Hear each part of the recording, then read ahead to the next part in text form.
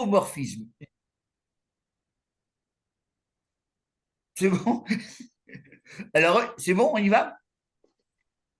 Alors, l'anthropomorphisme, c'est le fait d'attribuer, on va dire, des actions ou des images humaines au créateur. Par exemple, Dieu a parlé, Dieu s'est mis en colère, Dieu a regretté, il a été content, il a été attristé, etc. Ce langage tout ce langage dans lequel l'être humain se retrouve et qu'on applique au créateur, c'est ce qu'on appelle dans le langage, on va dire universitaire et en général, un anthropomorphisme. Alors, vous allez me dire, et alors? Alors, le problème, il est le suivant. Un anthropomorphisme, c'est pas quelque chose de possible puisque le créateur en tant que tel, donc Hachem, alors le créateur est en dehors de sa création. Et comme il est en dehors de sa création, il est automatiquement, il n'a pas de corps, il y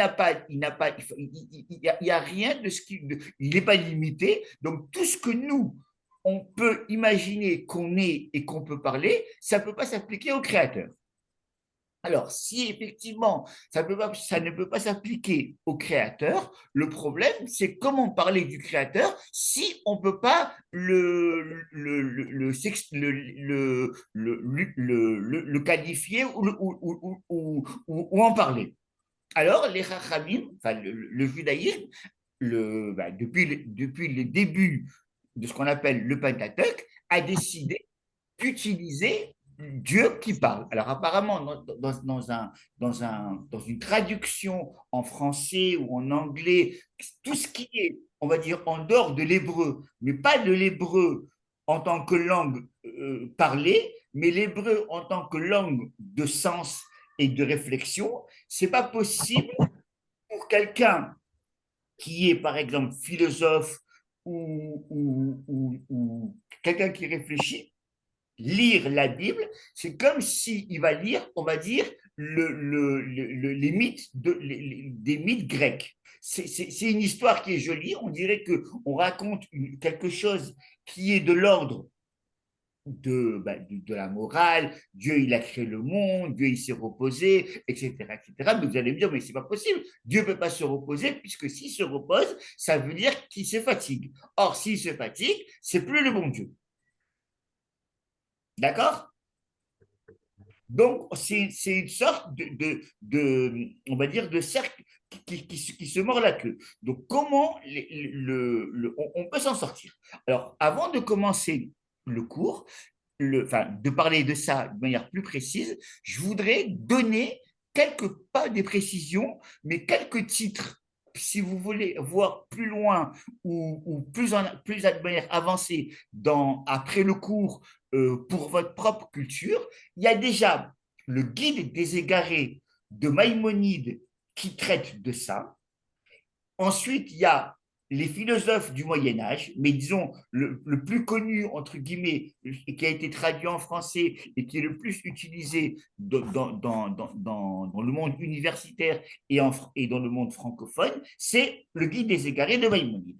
Ensuite, vous avez les textes de la Kabbale, disons, du Moyen Âge, à partir du 12e, 13e siècle, jusqu'à actuellement 21e siècle, les textes de la Kabbale vont effectivement dire que c'est pas possible justement de pouvoir parler de Hachem, donc du Créateur, dans ces termes-là. Donc si la Torah utilise ce langage, c'est qu'elle veut dire quelque chose.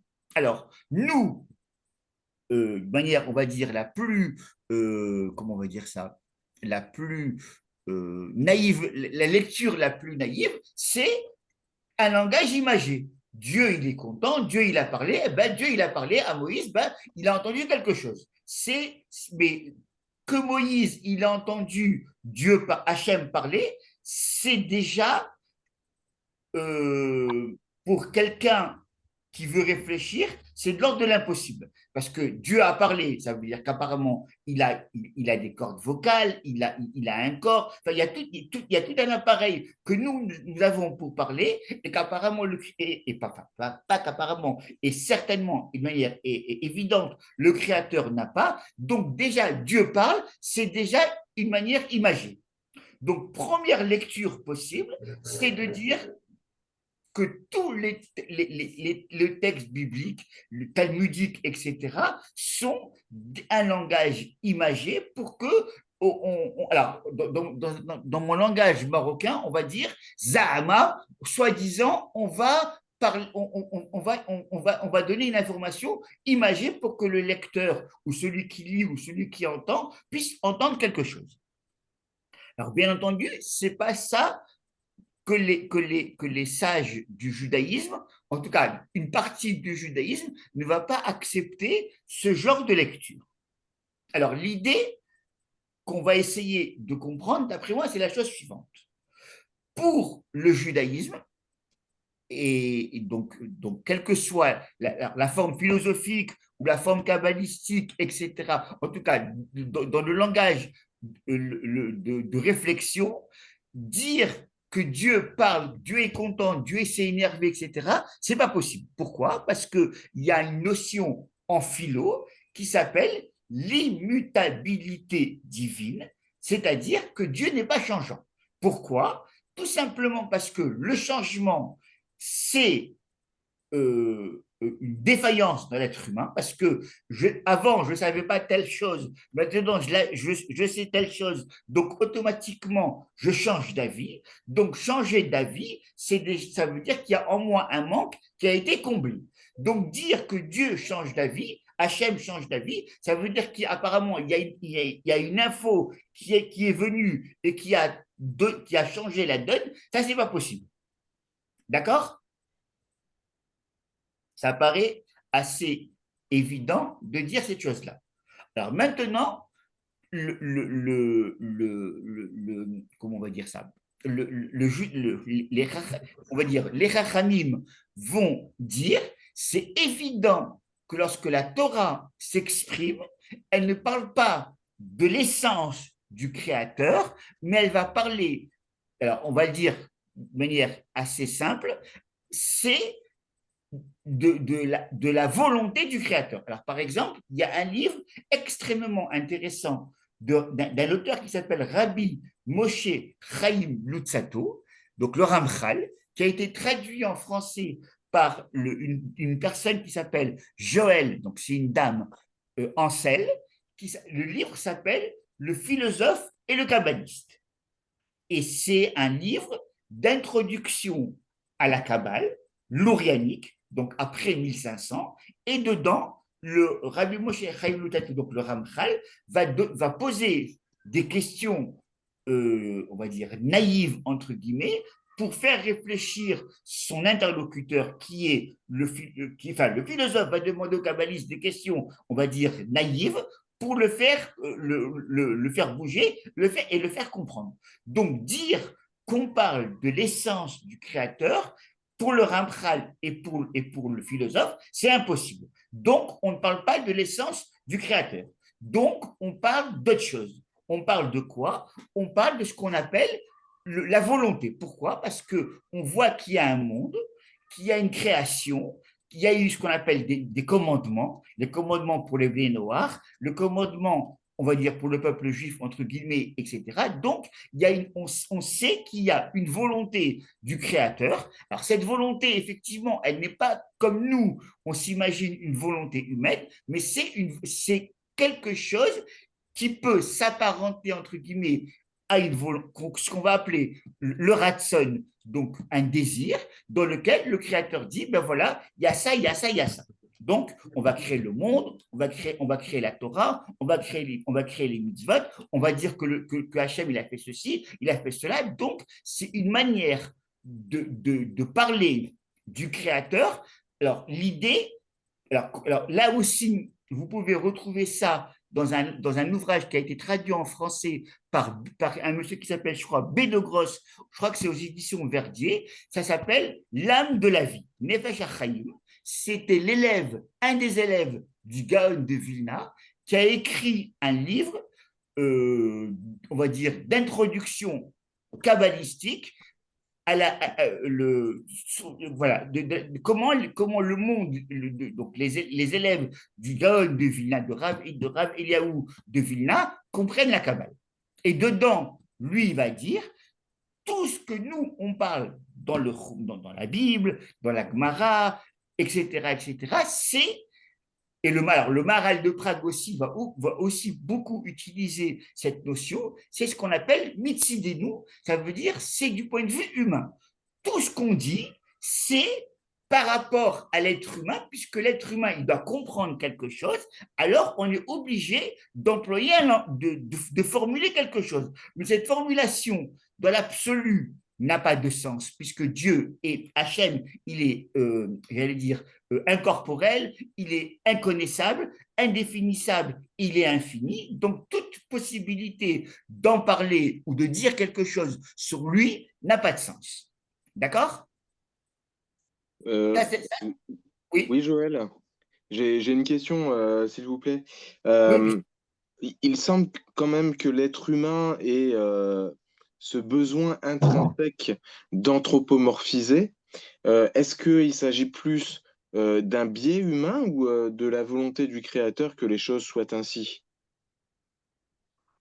Alors, en réalité, si je devais dire, ça je l'ai appris on va dire, d'un de mes maîtres, c'est en réalité, c'est pas un anthropomorphisme, c'est en réalité, c'est l'inverse. C'est le fait que le créateur s'est manifesté de cette manière-là, que nous, on existe de cette manière. Ça veut dire que, par exemple, le fait qu'on a des yeux, c'est pas que nous, on a des yeux et donc on va projeter la notion de vision en disant Dieu a les yeux de Hachem parce que nous, on a Attends. Voilà. parce que nous, on a des yeux, mais en réalité, c'est le fait que Hachem, il s'est projeté ou il s'est manifesté de cette manière que nous, on a des yeux. Donc, c'est l'inverse. Ce n'est pas un anthropomorphisme, c'est plutôt l'inverse. Par exemple, pas une des questions, mais un des intérêts qu'on peut se... Enfin, pas un des intérêts, pardon, on va le dire autrement. Une des possibilités que l'être humain a d'étudier la Kabbale, vous allez me dire, mais l'essentiel, c'est de faire les mitzvot, c'est de s'occuper de son prochain, de faire la Torah, les mitzvot des Noirs, d'avoir un bedding, des tribunaux, etc. Qu'est-ce que nous, on a besoin d'aller chercher le bon Dieu? Le bon Dieu, il est là où il est, il s'occupe du monde très, très, très bien. C'est sa manière à lui de gérer le monde. Qu'est-ce que nous, on a de rentrer là-dedans? D'accord? Est-ce que c'est de la curiosité malsaine? Est-ce que c'est une manière de dire, eh ben, comment on va dire ça? On va monopoliser, on va gérer, on va plutôt gouroutiser le créateur en disant, nous, on sait de quoi on parle et vous, le commun des mortels, vous ne savez pas de quoi on parle? Ou alors, c'est autre chose. Alors, les commentateurs disent, en réalité, c'est celui qui va étudier la Kabbale, c'est pas du tout pour, on va dire, par curiosité, par quelque chose, disons, de vouloir s'amuser à comprendre le créateur, mais c'est en réalité pour faire ce qu'on appelle l'imitation du créateur. Ça veut dire que si je sais que Hachem, le créateur, il se comporte comme ça, et c'est pour ça qu'il a créé le monde comme ça, et qu'il a agi ainsi, il est content, ou alors il n'est pas content pour tel truc, il s'est énervé pour telle chose, il a fait le déluge, etc., etc. C'est une manière pour nous d'apprendre comment nous, on doit se comporter. Alors, ça se dit dans le langage talmudique, de la même façon que le Créateur, il est miséricordieux, alors toi aussi, tu dois être miséricordieux. De la même façon que, par exemple, tu as vu que que le Créateur, il s'est occupé du premier homme et qu'il a marié Adam et Ève, alors toi aussi, tu as une mitzvah de t'occuper de marier des gens. De la même façon que tu as vu que Hachem, il est parti voir Abraham lorsqu'il a eu la circoncision, donc il a fait ce qu'on appelle Bikur Cholim, ça veut dire s'occuper, aller visiter des gens malades, alors toi aussi, tu as une mitzvah d'aller t'occuper, c'est pas une perte de temps d'aller voir quelqu'un de malade au lieu d'aller étudier, etc. Au contraire, aller voir quelqu'un qui n'est pas bien à l'hôpital ou chez lui, etc., ou en convalescence, c'est une mitzvah comme le Créateur il a fait pour Abraham. De la même façon que Hachem, il a consolé les endeuillés lorsque Abraham il est décédé, Hachem a apparu à Isaac et il lui a fait ce qu'on appelle le Nichum Avelim, ça veut dire consoler les endeuillés, alors il y a aussi une mitzvah de ça. Et etc. On voit aussi, par exemple, de la même façon que le Créateur, il a enterré, puisque c'est marqué dans le texte biblique que c'est Hachem qui a enterré Moïse, alors il y a une mitzvah pour nous aussi, les êtres humains, de s'occuper d'enterrer un mort ou d'aller visiter des personnes de ça. Donc, si vous voulez, tout le langage kabbalistique, ce n'est pas du tout un langage, on va dire, théorique, intellectuel, on va dire, pour réfléchir de manière abstraite et vide. Au contraire, c'est pour comprendre comment le Créateur il se comporte avec sa création, pour que nous aussi, on se comporte avec notre prochain, avec sa création et avec le Créateur de la même façon. Alors, par exemple, le Talmud va donner deux exemples. Alors, je ne sais pas si je l'ai dit une fois à ce coup dans les interventions, les interventions précédentes que j'avais faites. C'est la Gemara va dire de la même façon que toi tu fais une mitzvah, non, pas ça, on va le dire autrement. Quand alors, pour les noirs, je ne sais pas comment ça fonctionne réellement, mais disons dans le judaïsme, entre guillemets, avant de faire une mitzvah, par mettre les tefilines, mettre le talit, manger, etc., on dit Baruch Ata Hashem, loué, entre guillemets, sois-tu notre créateur, et quand on dit les tefilines, Asher Kideshanu Bemitzvotav, qui nous a sanctifiés par ses commandements.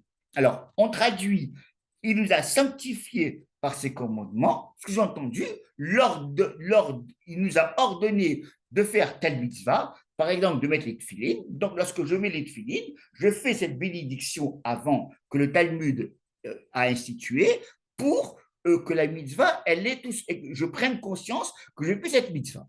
Mais les kabbalistes, eux, ils vont dire non. La lecture réelle de cette bénédiction, elle est plus profonde que ça. C'est pas qu'il nous a ordonné des commandements, mais qu'il nous a ordonné des commandements que lui-même fait. Alors, le Talmud va dire, eh ben, de la même façon que toi, tu mets les tefilines, il y a aussi, on sait dans le Talmud, alors il faudrait vérifier, je crois que c'est dans le traité, au début du traité Brachot, le Talmud dit, on sait que Hachem met les tefilines, et elle va le déduire de versets, et la Gemara va demander, et quels sont les textes qui sont dedans, dans les tefilines du Créateur, et le Talmud va donner 4 textes. Comme nous, on a 4 textes dans les tefilines, eh ben, il y a aussi 4 textes dans les tefilines du Créateur. Et le Talmud va aller de manière encore plus audacieuse et dans sa façon de s'exprimer, et elle va dire, c'est marqué, alors je sais plus, j'ai plus le texte par cœur, mais en gros c'est, vous allez venir, les peuples ou les gens vont venir dans la maison de ma prière, en parlant du temple. Alors apparemment, on traduit la maison de Beth Tefilati, la maison de ma prière, sous-entendu le temple, et sous-entendu la maison où les gens viennent me prier. Mais le Talmud, il ne comprend pas du tout ça comme ça. Il comprend Bet Tefilati, la maison où moi je viens prier. Et le Talmud dit, on sait, bien sûr, c'est une manière imagée comme les autres textes, de dire que Hachem, il prie. Alors la Gemara demande, mais qu'est-ce que Hachem il prie? Alors il y a un texte que le Talmud pas invente, mais disons exprime en disant voilà, pourvu que je puisse, que ma colère ne puisse pas l'emporter sur ma miséricorde et que je sois miséricordieux avec mes enfants. Ça, c'est le Talmud. Alors, bien entendu, tous les commentateurs, dont le Maharal de Prague, etc., vont dire, mais c'est évident que ce texte n'est pas à prendre au sens premier que Hachem il n'y a pas des tefilines du Créateur parce que le bon Dieu n'a pas de corps, c'est pas possible qu'il met des tefilines. Donc, si les sages ont exprimé cette chose-là, c'est que ça veut dire quelque chose. Et ce quelque chose, c'est le sens des tefilines ou le sens de la prière. D'accord? Oui, merci Joël. J'ai une autre question si vous permettez. Bien sûr. Est-ce qu'il y a un mot en hébreu pour désigner l'anthropomorphisme ou un mot qui lui est proche et pour lequel il serait intéressant peut-être d'en étudier l'étymologie? Alors, le mot technique qu'on parle, c'est ce qu'on appelle la mit gashem ou la gashmiyut. Gashmiyut, ça veut dire la matérialité, et mit gashem, c'est ce qu'on appelle un pronominal, ça veut dire donner une notion matérielle au créateur. Alors, bien Merci. entendu, oui, allez-y. Non, non, je disais juste merci. Mais, Par mais, exemple, oui, je oui, peux revenir sur quelque chose que vous avez dit tout à l'heure. Je ne suis monsieur, pas sûre d'avoir bien compris. Euh, donc, l'anthropomorphisme, on utilise finalement donc notre réalité pour essayer de mettre des mots sur une réalité spirituelle. Mais si j'ai compris ce que vous avez dit, le Créateur s'est manifesté de cette manière-là et du coup, c'est le contraire qu'il faut faire, c'est-à-dire qu'en fait, que finalement, tout le réel est une émanation de lui. Est-ce que je comprends bien les choses? Et que tout le réel, du coup, on l'utilise pour parler de lui, mais c'est pas qu'on le réduit à ce qu'on en connaît, c'est que ce qu'on en connaît est en fait quelque part une révélation de voilà. qui il est. Voilà, c'est une révélation que lui a voulu se faire révéler à nous, puisqu'il est infini. Donc, il aurait pu se faire manifester d'une manière, on va dire, complètement différente de ce que nous, on connaît, etc. Et qu'il y aurait plusieurs possibilités de mondes différents, etc. Mais il a décidé, donc, d'après la Kabbale, de se manifester de telle manière, et c'est ce qu'on va appeler la Torah. Et la Torah, c'est la manifestation du Créateur dans le monde et en même temps la manifestation comment le monde va se comporter lui par rapport à nous et nous par rapport à lui et nous par rapport aux autres. Et tout ça parce qu'on est en fait dans la matière. Ça Parce, s'exprime de cette façon-là parce qu'on est dans la matière. parce que nous on est dans la matière et qu'on ne comprend pas tout ce qui est de l'ordre de l'immatériel. Donc C'est ça. si par exemple, il y a un commentateur très intéressant, je crois qu'il a vécu autour de 1800, si je ne me trompe pas, à la période où il y a eu ce qu'on appelle le judaïsme des Lumières. Il s'appelle le Khatam Sofer. Donc, son nom, c'est Moshe Sofer. Alors, lui, il dit quelque chose de très intéressant qui rentre dans ce qu'on est en train de dire actuellement. C'est, imaginons que quelqu'un il dise, moi, je vais prier ou je vais adorer, entre guillemets, le Créateur tel que moi, je l'ai appris dans les cours à la yeshiva, dans les cours que j'ai appris chez le Rav au Richerki, chez les Blés Noirs, au centre chez vous, etc. Et selon ce que j'ai appris, c'est comme ça que je vais appliquer on va dire, mon culte divin. D'accord? Mm. Ah ben, le Rabbi Moshe Sofer dit, si quelqu'un il agirait de telle manière, ou même qui dirait, moi je vais, on va dire,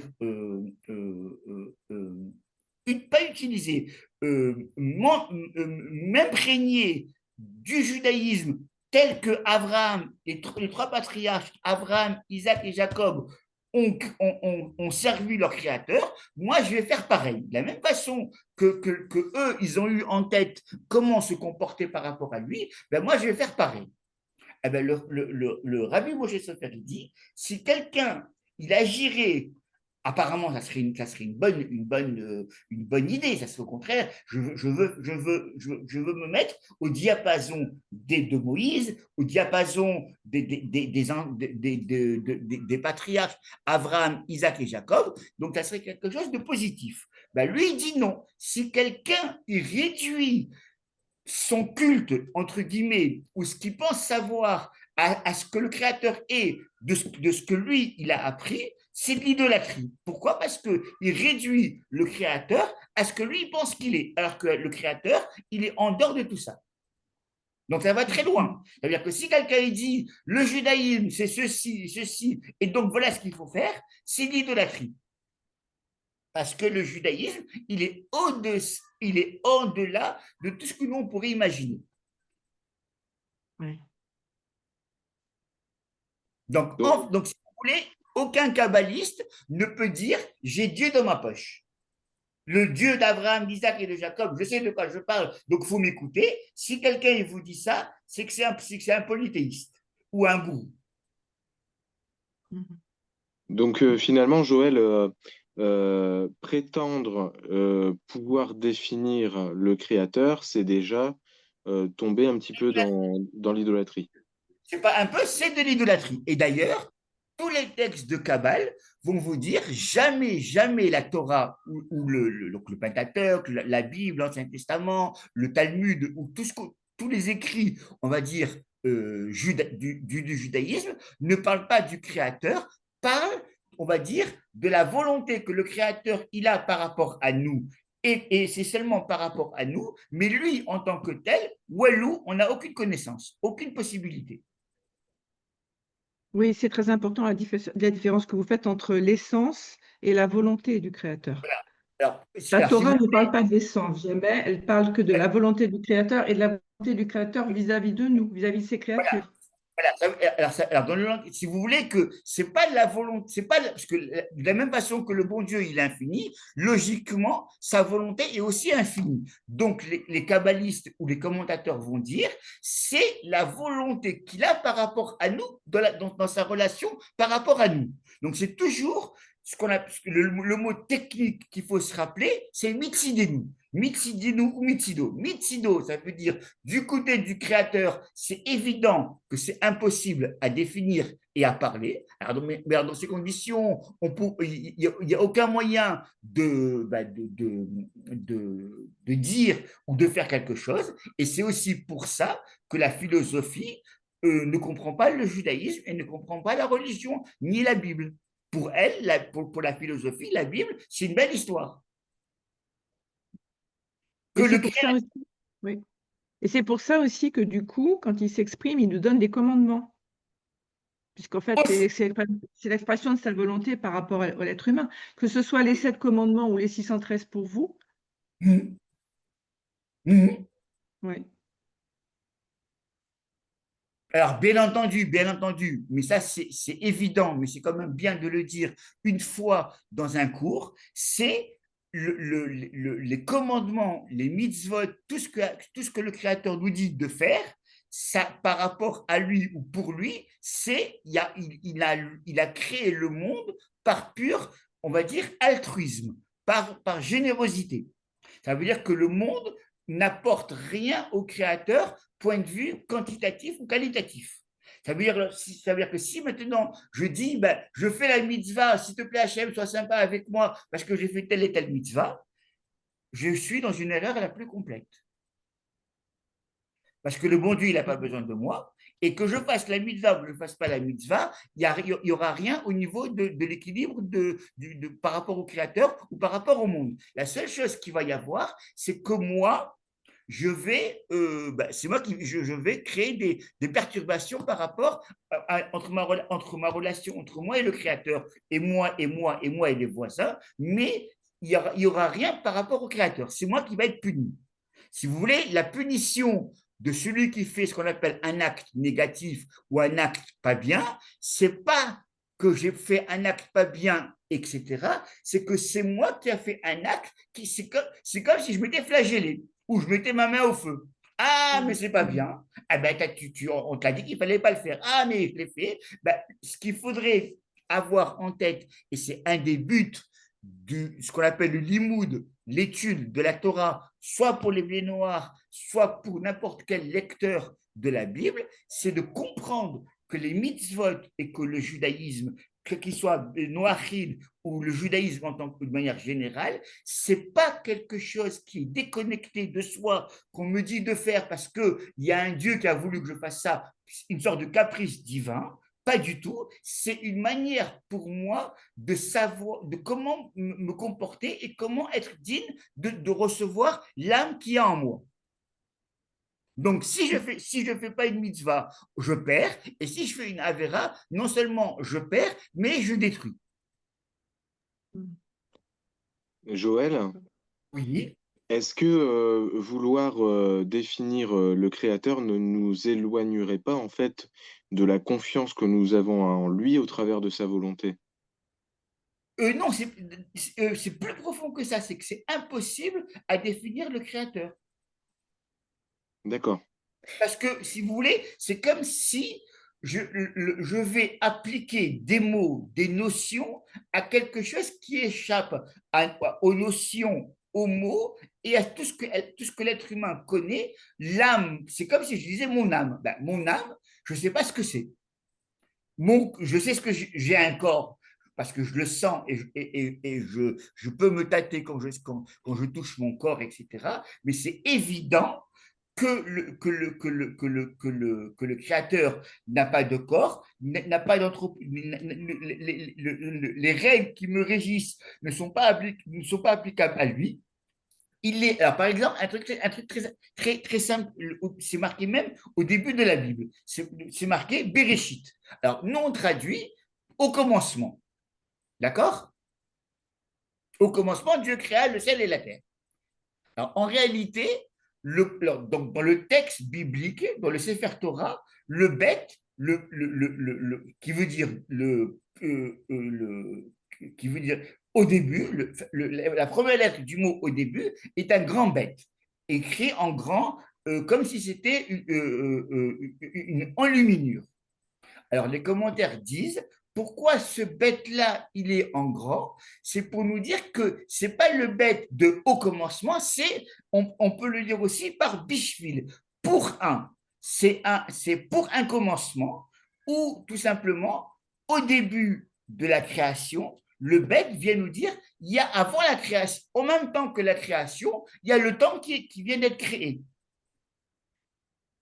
Ça veut dire que nous, quand on s'imagine parler du créateur présent, passé, futur, etc., nous, on a l'impression, le passé, il est mort, le futur, il va arriver, il y a le présent dans lequel je suis, et que le passé, j'ai plus d'emprise dans le passé pour un être humain, mais le créateur, le présent, le passé et le futur, de la même façon que le présent, c'est une création et le futur, c'est aussi une création à venir, eh bien, le passé, c'est une création qui n'échappe pas à son créateur.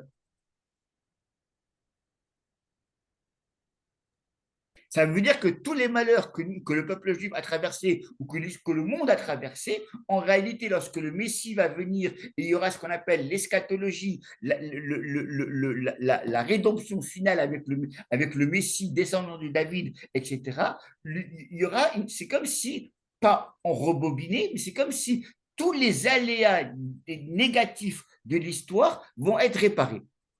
C'est comme si tout ce qu'il y a eu de négatif va disparaître.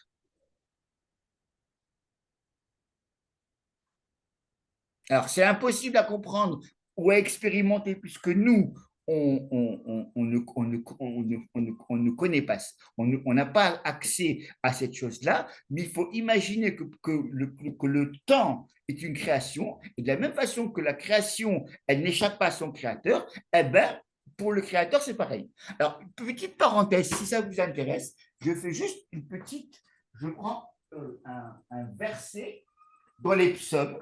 Alors, est-ce que vous avez de quoi noter ou pas? Oui, Oui, oui. Alors, il faudrait juste que je retrouve le texte. C'est un texte que les Nord-Africains disent le samedi soir à la synagogue. Donc, c'est dans la prière. Et alors, je vais vous donner la référence. Donc, c'est les psaumes.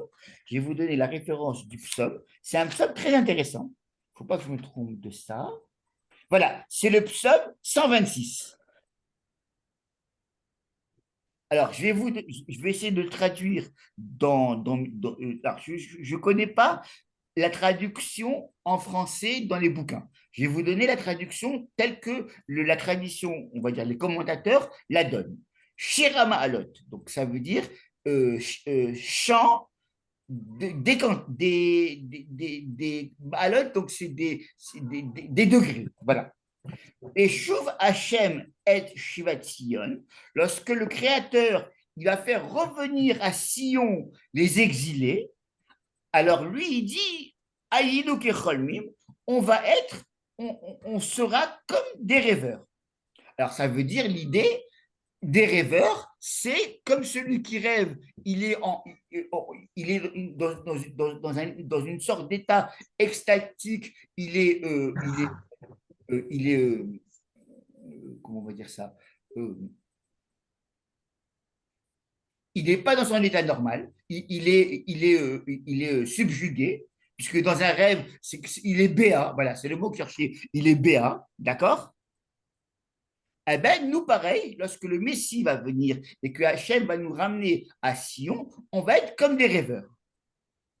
Alors, ça, c'est le sens premier du texte. Mais le commentateur que j'ai lu dit de la même façon que lorsque je rêve qu'il y a un accident de train, un avion qui s'écrase, enfin, tout ce qui pourrait être négatif dans un rêve. Et lorsque je me réveille, je me rends compte que ce que j'ai vécu dans mon rêve, enfin, le traumatisme que j'ai vécu dans mon rêve, c'était un rêve. Eh bien, il y aura la même impression lorsque le Messie va venir. On va se rendre compte que tout ce qu'il y a eu de négatif était un rêve, comme un rêve. Alors, ça n'a de sens, ce que je vous dis, que si on comprend que le temps n'échappe pas au Créateur. Sinon, ben, vous allez me dire, c'est très joli, c'est très religieux, c'est très moralisateur, mais ça n'a pas de sens. Par contre, si je dis qu'effectivement, le Créateur, il est au-delà du temps et que le temps, c'est lui qui l'a créé, donc c'est lui qui le modèle et c'est lui qui le manipule, entre guillemets, dans le sens utilisé, alors effectivement, je comprends qu'on peut être des rêveurs. Que la Joël, réalité va changer. Oui. Joël, ça veut donc dire que la réalité que nous percevons actuellement est limitée et que avec les temps messianiques, l'arrivée du Messie, euh, sans que cette réalité devienne illimitée, on va en percevoir une partie plus large, c'est ça? Oui. On va ressentir des choses qu'on n'a pas vues. Exact. Ça veut dire que ce qui a pu être négatif dans l'histoire humaine, on va se rendre compte que ce n'était pas du tout ça et que ça avait un autre sens. Ça, oui. Alors, ça ne veut pas dire qu'on vit dans. Alors, il y a certains commentaires qui vont dire, mais le monde, c'est une sorte d'illusion. Alors, il y a des gens qui peuvent pousser ça très loin, mais en réalité, nous, ce qu'on vit, ce n'est pas une illusion, mais lorsque le Messie va venir, les côtés négatifs de l'histoire, les pogroms, les choses. Alors, on pourrait dire même encore plus loin, la faute du premier homme, on va se rendre compte que tout ça, ce n'a été qu'une sorte de rêve. Même la faute du premier homme. Pour revenir sur l'anthropomorphisme, vous disiez tout à l'heure, si la Torah utilise ce langage, elle veut dire quelque chose. Alors, Oui. comment il faut le prendre? Alors, c'est quoi qu'il faut entendre derrière l'anthropomorphisme? Alors, ce qu'il faut entendre, c'est, bien entendu, chaque texte est à prendre avec des pincettes et avec une étude minutieuse de chaque passage. Mais disons, grosso modo, c'est que si le créateur s'est révélé et a dit telle et telle chose ou telle et telle chose, ça veut dire que moi, en tant qu'être humain, voilà ma conduite que je dois avoir. Je dois me mettre au diapason du créateur. Alors, par exemple, dans la Bible, tout simplement, on va dire ça comme ça, il y a ce qu'on appelle 10 noms divins. D'accord? Donc, il y a le Mhm. tétragramme, Elohim, le Shem, mon maître, etc. Enfin, il y a plein de noms que la tradition va donner au créateur. Et alors, bien entendu, les kabbalistes ou le judaïsme va expliquer que chaque nom divin correspond à une modalité de révélation que le créateur va donner à sa créature. Alors, par exemple, je vais prendre le livre alors, au début, voilà, par exemple, un truc tout bête. La création du monde, c'est Bereshit bara Elohim, que le créateur, il a créé le monde par Elohim, ce qu'on appelle alors je pense en français, on dit l'éternel. Ensuite, il va y avoir la notion de tétragramme, donc, qui est imprononçable et qu'on ne dit pas, qu'on dit autrement dans la création. Et par exemple, alors c'est intéressant à se rendre compte. Je vais vous donner la référence qu'un jour, lorsque vous aurez le temps après le cours, de regarder. C'est marqué comme ça. Enfin, c'est marqué comme ça. Je vais vous donner un instant, un instant. Euh, Juste un instant, s'il vous plaît. Euh, euh, Comment c'est marqué? Juste un instant. Pourquoi je ne retrouve pas? Voilà, c'est le chapitre 17, verset 1 et suivant dans la Genèse. D'accord? Chapitre 17, verset 1 et suivant. Et là, ça devient intéressant. C'est donc Abraham, il a 99 ans. Hachem se dévoile à Abraham et il lui dit, Ani El Shaddai, je suis le Dieu Tout-Puissant. D'accord? It aler lefanaï, avance devant moi, veillez tamim et sois parfait. Alors, les commentaires disent, c'est quoi la différence entre le tétragramme et le nom que le Dieu Tout-Puissant qui vient que Hachem vient se révéler à Abraham pour lui parler de la notion de la circoncision? Alors, les commentaires vous disent, la circoncision, elle a un lien avec ce nom-là qui est le nom qui s'appelle le Tout-Puissant. Parce que le mot en hébreu qui se dit tout-puissant, ça veut dire le Dieu de la limitation, le Dieu qui limite, le Dieu qui est capable de faire comment on va dire, le monde ne peut pas déborder. Eh ben, la circoncision, c'est justement, tu n'as pas le droit d'utiliser, j'allais dire, ton acte sexuel de manière débridée et n'importe comment. Donc, la circoncision, elle a un sens par rapport au nom divin dans lequel il est révélé. Donc, ce n'est pas du tout, on va dire, comme pourrait imaginer un lecteur lambda que la Bible va utiliser des mots dans un langage, on va dire, littéraire pour faire joli, pour ne pas se répéter. Donc, je vais employer des mots différents. Là, au contraire, la Torah me dit, si je dis le Dieu Tout-Puissant, ça a à faire précisément lien avec la circoncision. Et donc, je comprends que la circoncision, ça vient me donner quelque chose de précis. Ce n'est pas du tout un truc au hasard.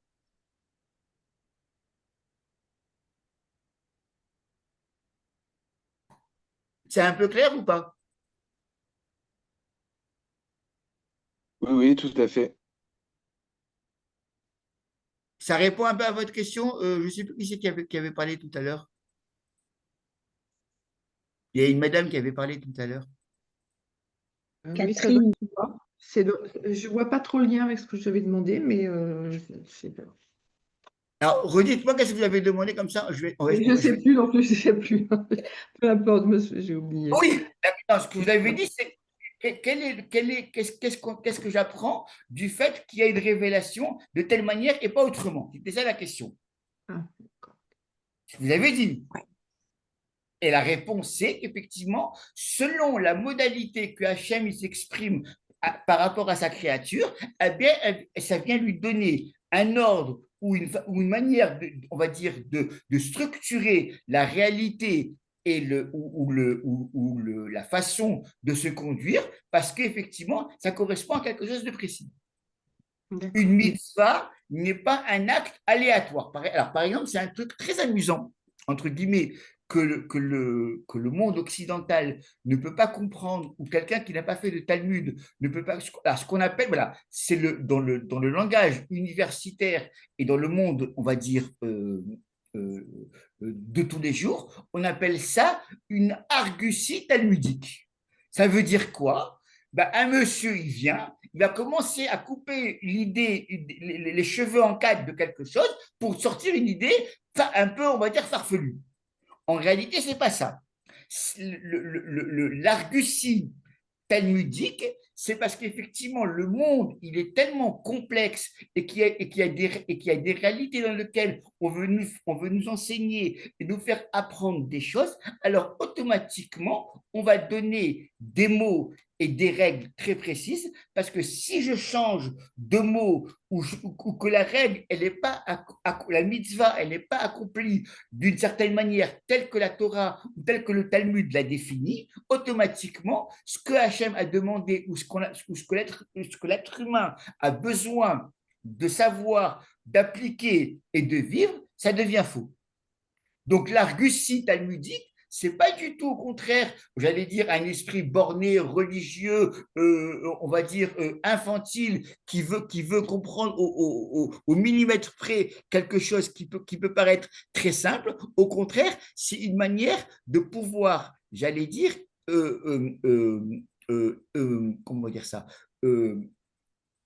apprendre et profiter au maximum de l'enseignement du texte, comme si chaque mot, chaque lettre de ce que la Torah dit veut dire quelque chose.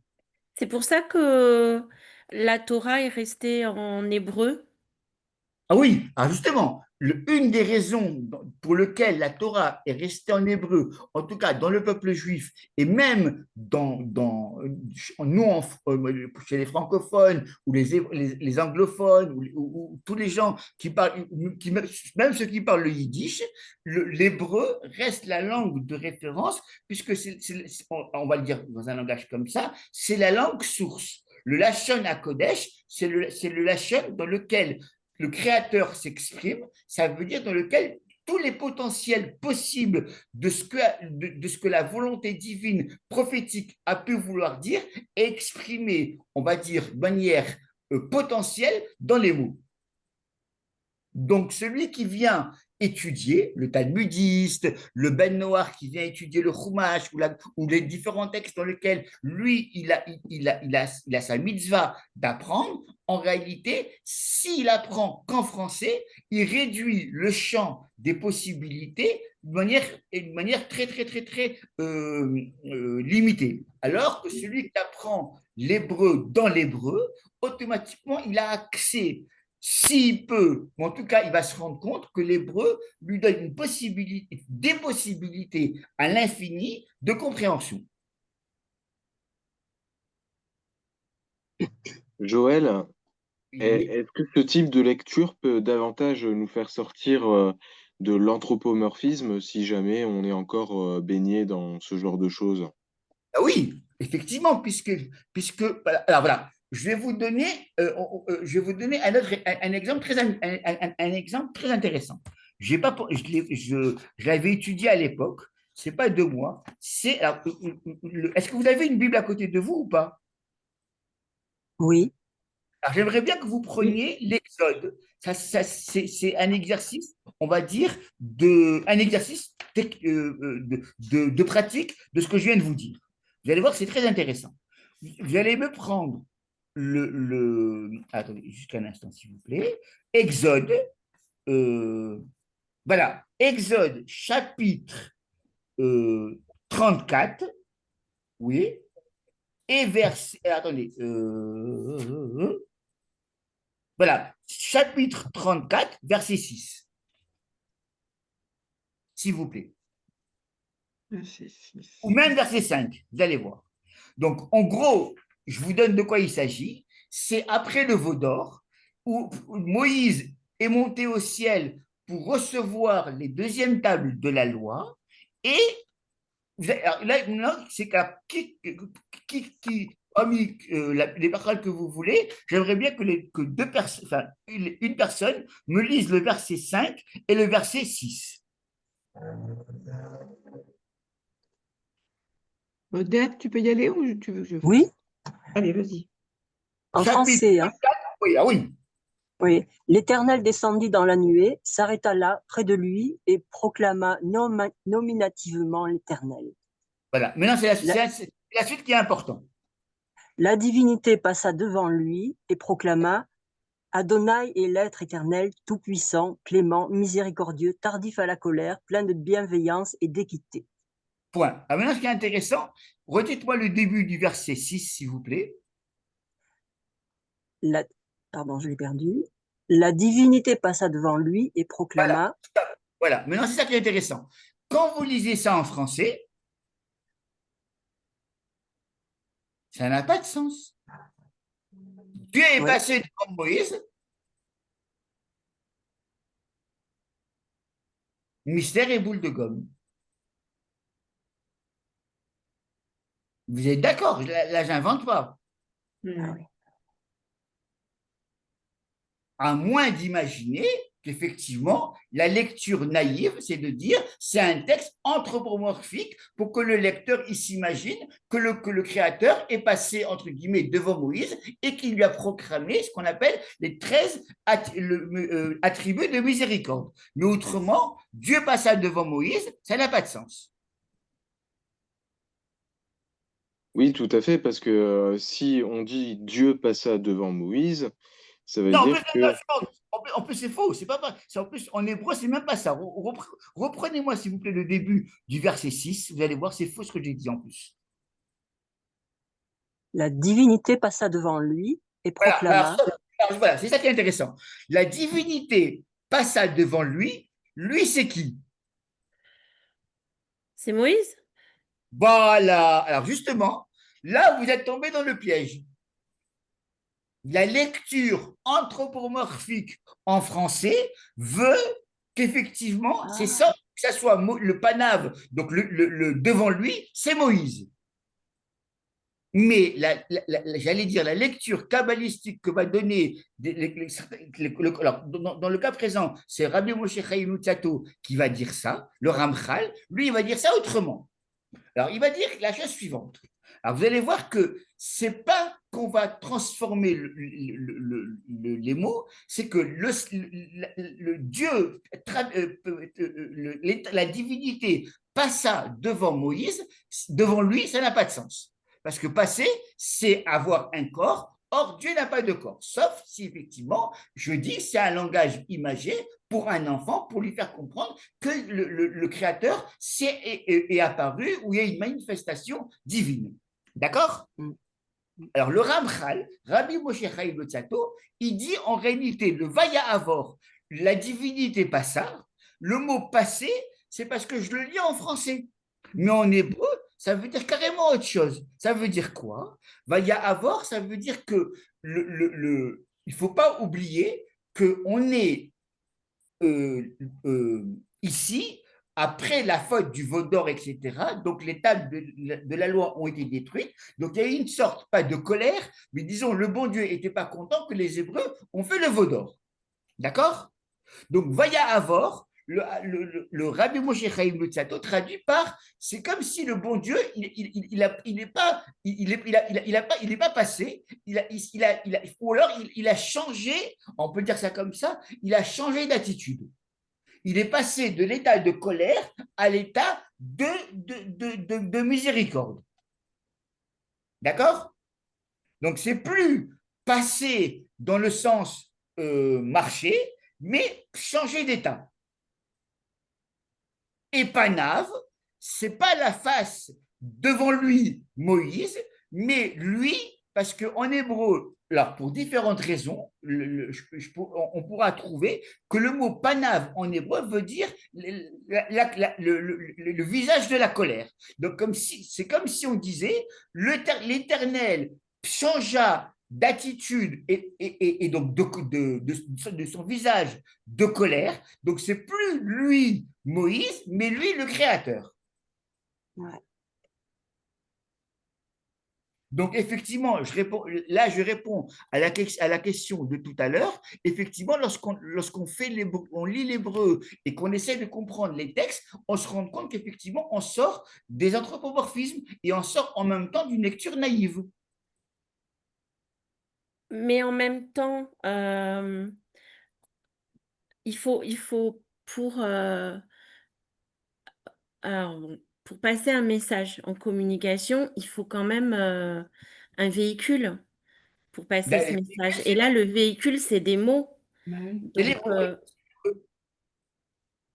réalités forcément, qu'on connaît.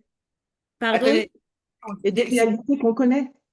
attendez, alors c'est quoi? J'ai pas compris. C'est quoi la question? C'est pas une, oui, c'est pas une question, c'est une objection. Je me dis, l'anthropomorphisme est fatal dans le sens où pour faire passer un message, une idée, il faut nommer les choses, il faut dire des mots. Alors Et justement là, les mots renvoient les gens à des idées, en fait. La alors, conception du monde, c'est les mots. oui, mais alors, il faut comprendre que les mots, justement, les mots, il ne faut pas rentrer dans le piège de l'anthropomorphisme des mots. Mm. Oui, oui, je suis d'accord, mais c'est là que c'est fatal. C'est le fait de mettre des mots sur des choses qui sont innommables. Alors justement, le pari justement de la Torah et la révélation, justement le miracle de la révélation, parce qu'effectivement, en tout cas pour les philosophes et pour le commun des mortels, entre guillemets, qui réfléchissent, la révélation, c'est un miracle. Que Dieu s'exprime à un être humain, l'infini qui parle à quelqu'un de fini, etc., c'est quelque chose qui est de l'ordre de l'impossible. Et d'ailleurs, en parenthèse, donc là, je suis obligé de faire une parenthèse pour rentrer là-dedans. Nous, enfin pas nous, enfin si on va dire ça comme ça, alors, je vais le dire comme ça. Alors, c'est un des problèmes que, alors je ne sais plus comment s'appelle le garçon qui m'a parlé tout à l'heure, je ne connais pas son prénom. Thomas. Thomas, pardon, alors excuse-moi Oui, c'est Thomas. moi, Thomas. Voilà, Thomas. Alors, il m'a dit comment je fais pour m'en sortir si j'étudie avec les anthropomorphismes. D'accord? Alors, l'idée, c'est la suivante. Si je lis le texte et que, en réalité, lorsque je lis le texte, qu'il soit en hébreu ou en français, dans n'importe quelle langue, mais j'ai en tête une lecture, on va dire, anthropomorphique, ou on va dire polythéiste, puisque j'imagine Dieu à mon image, ou j'imagine Dieu tel que moi je pourrais imaginer une divinité, une déité, etc. Quelque chose qui est en dehors pas qui est en dehors, qui est justement dans le cadre d'un être humain, et en disant mais c'est une image, malgré tout, je reste encore dans le polythéisme. Donc, si vous voulez, ce qu'il faut comprendre, et c'est ça qui est intéressant, et c'est pour ça que, par exemple, Moshe, c'était le seul qui a pu nous apporter la Torah, parce que c'était le seul être humain qui était capable d'avoir la possibilité de comprendre un langage méta-humain sans j'allais dire, le diviniser et sans le transformer. Et c'est pour ça que la Torah de Moïse ne peut pas être changée ou ne peut pas être modifiée, etc., etc., etc. Pourquoi? Parce qu'effectivement, elle procède de quelque chose dans lequel nous, êtres humains, on n'a pas accès. Il faut se dire que lorsqu'on étudie la Torah, le Talmud, les lois les 7 des Noars, enfin, tout ce qu'on pourrait étudier, savoir que c'est de l'ordre de la prophétie. Et que nous, lorsqu'on étudie, eh ben, on est dans un état, on va dire, de modalité de prophétie ou de méditation. Mais comme nous, on l'étudie et qu'on ne fait pas forcément tout le temps attention, on a l'impression qu'on étudie un texte qui est de 3000 ans, etc. Et on ne se rend pas compte que c'est un texte qui est encore de l'ordre de la prophétie. Ça veut dire lorsque nous, bien qu'il y a eu 3000 ans de commentateurs ou 2000 ans de commentateurs, etc., le Talmud, etc., etc., Rashi, Maïmonide, Nachmanide, tous les commentateurs possibles, etc., eh ben, le texte, il reste encore, j'allais dire, vierge.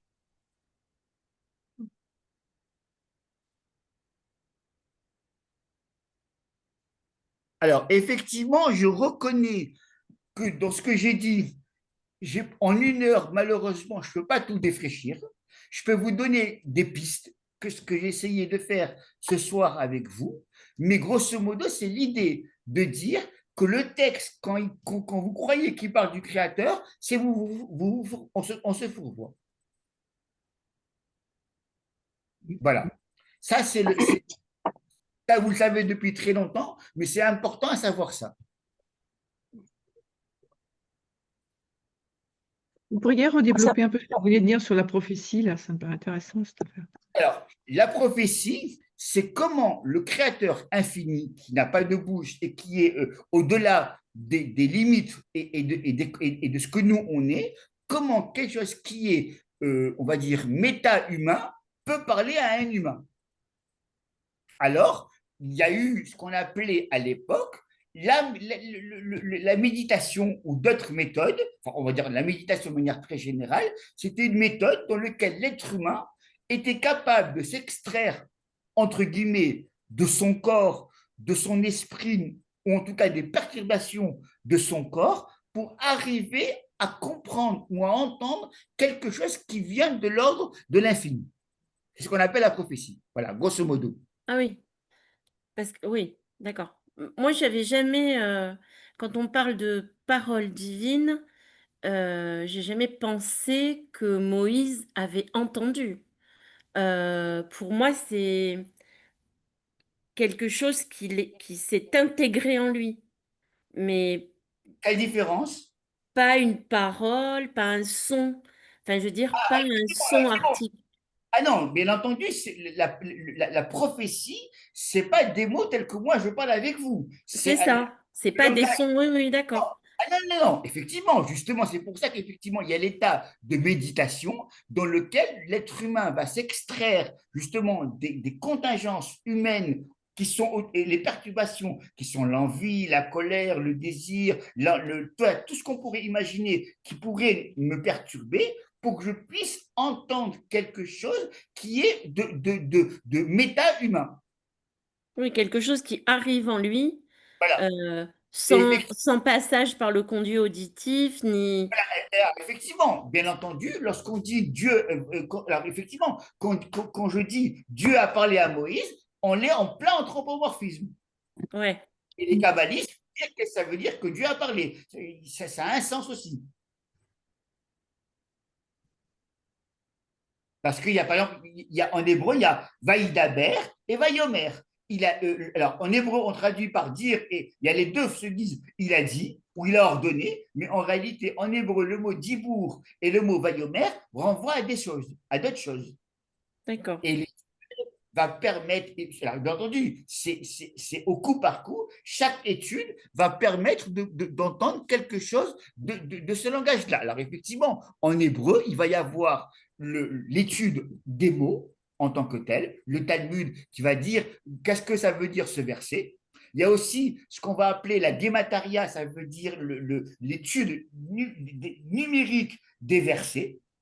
Et il y a différentes possibilités de ce qu'on appelle des conversions des lettres en chiffres. Et il y a une panoplie complète de règles, de possibilités de comment traduire, transcrire un message de lettres en message de mots, en message de chiffres, et de recomposer autrement. Donc finalement, Joël, on pourrait presque faire une analogie par rapport à tout ce qui est d'ordre informatique, c'est-à-dire que quand il y a une programmation informatique, nous, en interface, on voit le site Internet et finalement, on le perçoit avec nos sens, donc il faut aller au-delà du site Internet et aller au plus profond ce qu'il y a, de l'intention, de la volonté qui Oui, était au départ. oui. Alors, par exemple, pour vous donner un exemple, enfin, pas pour donner un exemple, pour expliquer un exemple, c'est valable pour tout, mais c'est un exemple qui est intéressant dans les textes kabbalistiques. Un des grands derniers kabbalistes que le judaïsme a connu, entre guillemets, il a vécu en 1500, il s'appelait Rabbi Yitzhak Luria, et il est connu comme ce qu'on appelle le Harizal ou la Kabbale lourianique. D'accord? C'est un personnage qui a vécu en 1500 à Tzfat et qui a enseigné principalement à un élève qui s'appelle Rabbi Chaim Vital. Et cet élève a étudié avec lui à peu près 18 mois, grosso modo. D'accord? Et tout l'enseignement kabbalistique que nous, on étudie actuellement, qu'il soit chassidique ou kabbalistique, procède de l'enseignement que le Harizal a enseigné à Rabbi Chaim Vital. Il est mort très jeune et au bout de 18 mois, les élèves se sont retrouvés sans maître et Rabbi Chaim Vital a pris sur lui d'enseigner la pensée de son maître et de la mettre par écrit. Et donc, ça a pris peut-être 20 ans ou 18 ans, je ne sais plus combien de temps ça a pris, mais il a mis par écrit en plusieurs volumes et en plusieurs façons de dire les choses. Il a écrit à peu près au moins une quinzaine de livres pour transcrire la pensée de son maître. Et un des travaux, entre guillemets, de l'étude de la Kabbale, c'est comment c'est possible de comprendre ce que Rabbi Chaim Vital dit dans tel endroit, parce que dans un autre endroit ou dans un autre livre, il dit complètement l'inverse ou il dit autre chose. D'accord? Un peu comme dans le Talmud. Je vois que dans le Talmud, tel traité, il dit ça, et dans un autre endroit, le même Talmud, il dit autrement. Alors, les tosafistes ou les commentateurs vont essayer on va dire, de faire l'harmonie des textes. Eh ben, dans le cas de la Kabbale, par exemple, une des manières d'expliquer ce que Rabbi Chaim Vital a l'air de dire d'une manière qui est contradictoire, c'est qu'en réalité, ce n'est pas contradictoire. C'est comme ce sont des réalités qui sont de l'ordre de l'indicible, alors effectivement, la chose première et la chose A et la chose B dans les deux endroits différents, les deux coexistent, mais seulement c'est par rapport à nous ou par rapport à un point de vue. Mais en réalité, ce n'est pas une contradiction ou une erreur ou un changement d'opinion de Rabbi Chaim Vital, c'est tout simplement que les deux choses coexistent, mais par rapport à nous, êtres humains, deux choses, j'allais dire, qui sont contradictoires ne peuvent pas coexister, mais dans le monde, j'allais dire, de l'infini, tout coexiste. C'est une question de point de vue. Oui, oui, Joël, est-ce qu'on peut dire que la conception anthropomorphique est essentiellement négative dans l'étude de la Torah? Alors ça, c'est ce qu'on appelle une discussion dans les commentateurs. Pour le Maïmonide et les philosophes du Moyen Âge, c'est ce qu'on appelle la théologie négative. On peut approcher le Créateur en disant le bon Dieu, il n'est pas ceci, le bon Dieu, il n'est pas cela, mais je ne peux pas donner de définition positive. Et pour la Kabbale, on ne parle pas du Créateur du tout, comme j'avais dit tout à l'heure, seulement c'est une manifestation du Créateur par rapport à telle et telle réalité, par rapport à nous. Mais on ne parle pas du Créateur. Donc, la question n'est pas tranchée. Je n'ai pas compris. Du coup, cette question n'est pas tranchée. Elle n'est pas encore tranchée. Il y a deux possibilités de compréhension. Soit je vais dire, comme Maïmonide, il n'y a que de la théologie négative. On ne peut jamais parler du Créateur de manière positive, mais pour Maïmonide, de toute façon, le Créateur, les attributs, quand on parle du Créateur, ce n'est pas de lui, c'est des attributs, puisque même pour Maïmonide, c'est évident que la Torah ne parle pas du Créateur, puisque le Créateur étant infini, il est de l'ordre en dehors de l'espace, du temps et du corps, donc on n'a aucun moyen de s'exprimer là-dessus. Donc automatiquement, c'est évident qu'on ne parle pas de ça. C'est deux manières de dire différentes qu'en réalité, on ne parle pas du Créateur, mais on parle d'une manifestation ou d'une manière d'essayer d'approcher le plus possible quelque chose qui n'est pas de l'ordre de l'humain. Voilà, on va dire ça comme Oui, ça. en effet, dans la première partie du guide des égarés, la première partie traite essentiellement de cette question. Et Oui, effectivement, on a l'impression que Maïmonide, là, dans cette première partie, faire allusion plutôt aux attributs de Dieu lorsqu'on a l'impression d'être anthropomorphique. oui, Sauf que quand on lit la Torah de Moshe, on se rend évidemment compte qu'en grande partie, Moshe nous laisse entrevoir Akadosh Baruch Hu du point de vue anthropomorphique. D'où ma question.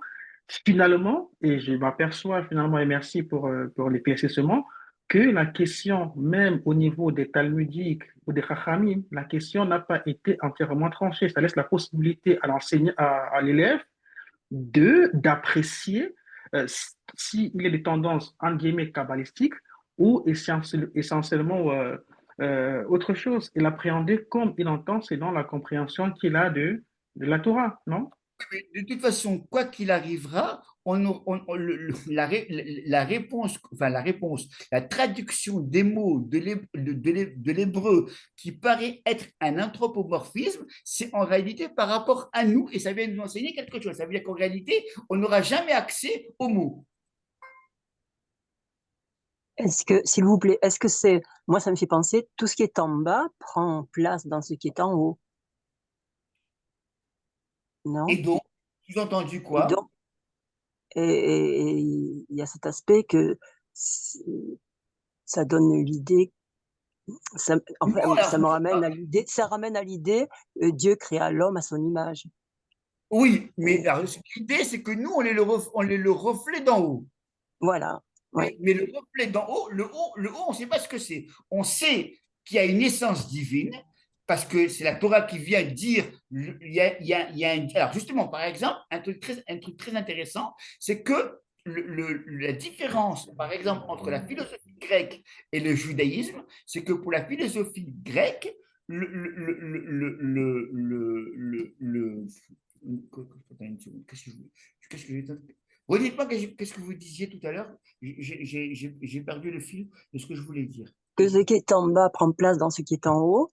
Et Oui, pour moi, ça renvoie au fait que Dieu créa l'homme à son image. voilà, l'image, nous, on est le reflet d'en haut, mais dire que Oui. c'est quoi le reflet, Mais on ne sait pas.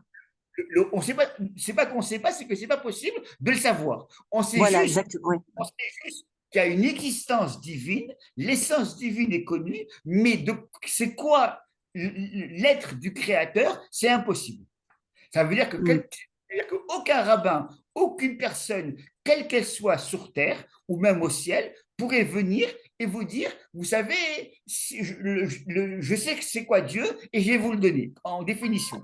Par exemple, c'est une des raisons aussi pourquoi le judaïsme n'est pas chrétien par essence, c'est parce qu'effectivement, dire que Dieu, et Jésus se divinise ou que Dieu se fait chair humaine, ça c'est impossible pour, Ouais. une mentalité hébraïque.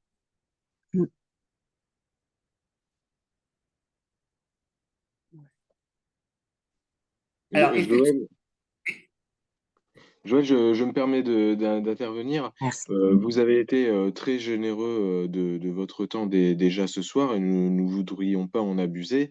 non, il n'y a pas de... Néanmoins, est-ce que vous souhaitez encore continuer s'il y a des questions? Oui, bien sûr, évidemment, s'il y a des questions. Oui, c'est le but du jeu, c'est de clarifier, c'est pas de vous faire partir en vous balançant des idées dans la nature. Le but, c'est d'essayer de clarifier un tant soit peu ce que je peux essayer de faire. Ah oui, j'ai pas envie qu'on me dise après, tu les as lâchés dans la nature avec 1000 questions.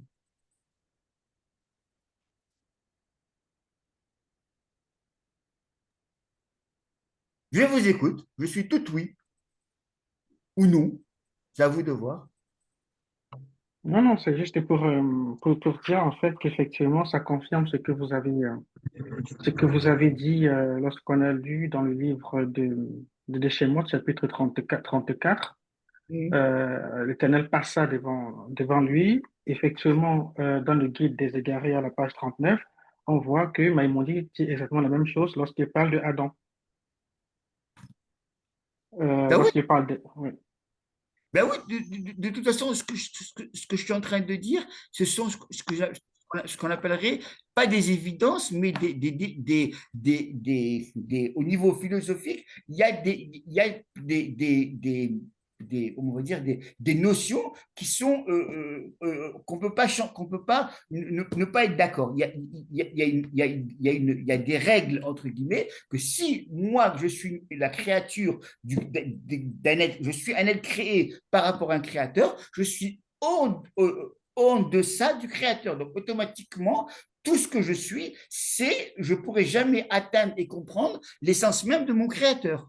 Ça, c'est évident. Donc, le fait même déjà qu'il y a la Bible, ou par exemple, je n'ai pas évoqué ça ce soir, mais j'aurais pu le faire, ou peut-être une prochaine fois, si je suis invité encore, on parlera, c'est la prière. La notion de prière, pour un philosophe, c'est de l'ordre de la folie. Comment moi, être humain, je viens dire au bon Dieu, hé, s'il te plaît, Hachem, change d'avis. Mais pour qui tu te prends?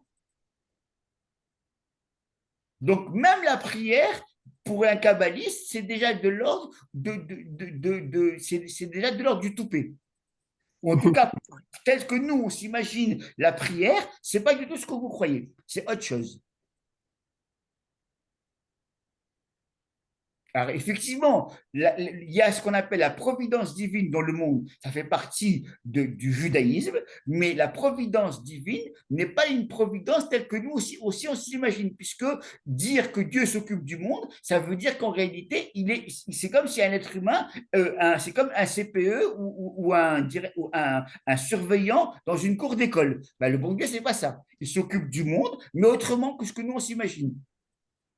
Et donc la prière, la tefila, qui est une des bases du judaïsme 3 fois par jour, ça fait aussi allusion à quelque chose, mais qui est beaucoup plus, j'allais dire, éthéré que ce que nous on s'imagine. Donc, par exemple, dans le monde de la Kabbale, par exemple, la prière, elle est surtout de l'ordre de la méditation. Et d'ailleurs, la Mishnah elle-même dit que les premiers gens à l'époque de la Mishnah prier 3 fois par jour. Non, excusez-moi, pardon. Prier 3 heures par jour par prière. 1 heure pour se mettre en mode prière, 1 heure de prière et 1 heure pour sortir de l'état de méditation dans lequel j'étais dans la prière. Alors, ouais. Alors, le Talmud demande dans le traité Brachot, mais dans ces conditions, s'il faisait 3 fois ça par jour, ça fait 3 fois 3, 9 heures par jour, comment ils vivaient, de quoi ils bouffaient et comment ils étudiaient et comment ils travaillaient? Réponse, le peu qu'ils faisaient de leur travail ou le peu de l'étude qu'ils faisaient, il y avait une sorte de bénédiction spéciale parce qu'ils arrivaient à entrer dans quelque chose qui est en dehors du monde. Donc, il dépassait les frontières, j'allais dire, pas du réel, mais les frontières que nous, on connaît. Donc, effectivement, pour nous, travailler, si je ne travaille pas 8 heures par jour, ben, je n'ai pas mon gagne-pain. Eh ben, lui, à la limite, il avait une sorte de bénédiction que s'il ouvrait son magasin 10 minutes, 1 heure, eh ben, il pouvait gagner en 1 heure ce que le commun des mortels gagnait en 8-10 heures, par exemple. Mais en tout cas, le Talmud lui-même reconnaît que cette notion de ces personnages-là spécifiques, donc bien sûr, ce n'est pas le commun des mortels, ce sont des personnages spéciaux, priés comme chaque prière durait 3 heures. 3 heures. Et Parce c'est que, ça la conception de la Hamida? Excusez-moi de vous couper. excusez-moi, je n'ai pas compris. Et est-ce que c'est ça l'une des conceptions de la Hamida dans la prière? Oui, oui, oui, oui, oui. C'était la Hamida en tant que telle, mais il fallait alors, effectivement, nous, quand on lit la Hamida, on croit que la prière, on la lit, même qu'on la lit en hébreu, on la lit avec une mentalité d'un Français qui traduit de l'hébreu en français. Mais en réalité, le texte qui parle de la prière parle carrément d'autre chose. Et les kabbalistes ou même ceux qui étudient la tfila vont se rendre compte que la prière contient énormément de choses qui sont de l'ordre de la métaphysique. Et que la traduction en français, c'est une abomination dans le sens, c'est une aberration. Parce que ça renvoie à quelque chose qui est de l'ordre de la matérialisation, donc de l'anthropomorphisme, donc de la trahison. Oui, Raph, dans vos propos, vous avez au tout début parlé ou cité un sage ou le Talmud, je n'ai plus en mémoire, le fait qu'Akadosh Baruch Hu aurait des téphilines. Et Oui, je n'ai pas très bien compris la conception des téphilotes dans la prière de, éventuellement, le Saint béni soit-il. ce que j'ai dit, c'est 2 endroits dans le Talmud où le Talmud dit, donc on va dire le Talmud, on va dire ça comme ça. Le Talmud affirme que le Créateur, Akadosh Baruch Hu, met les tefilines et il fait la tefila. Voilà, ça c'est ce que le Talmud dit. Alors bien entendu, c'est un texte qui est, on va dire, ésotérique. Alors soit on peut le lire de différentes manières. Soit on peut le lire d'une manière symbolique, manière moralisatrice du genre, si le bon Dieu met des tefilines, donc à plus forte raison pour être humain, tu dois mettre des tefilines, ou alors il faut comprendre qu'est-ce que ça veut dire que les tefilines, et qu'est-ce que ça veut dire que le Créateur, lui, que Akadosh Baruch Hu met des tefilines. Donc déjà, ça renvoie à plein de choses. Et qu'est-ce que ça veut dire aussi que Hachem, il prie. Donc, si vous voulez, donc, si Hachem y prie, ça veut dire que nous, ce qu'on appelle la tfila, ça renvoie à autre chose. Ce n'est pas la prière que nous, on s'imagine. Et dans ce raisonnement par déduction, Akadosh Baruch Hu est quelque part anthropomorphisé. Parce que s'il met quelque chose, il y a une conception. Ah oui. Mais l'étude le limoud à Torah, l'étude de la Torah, c'est justement d'enlever l'anthropomorphisme des mots.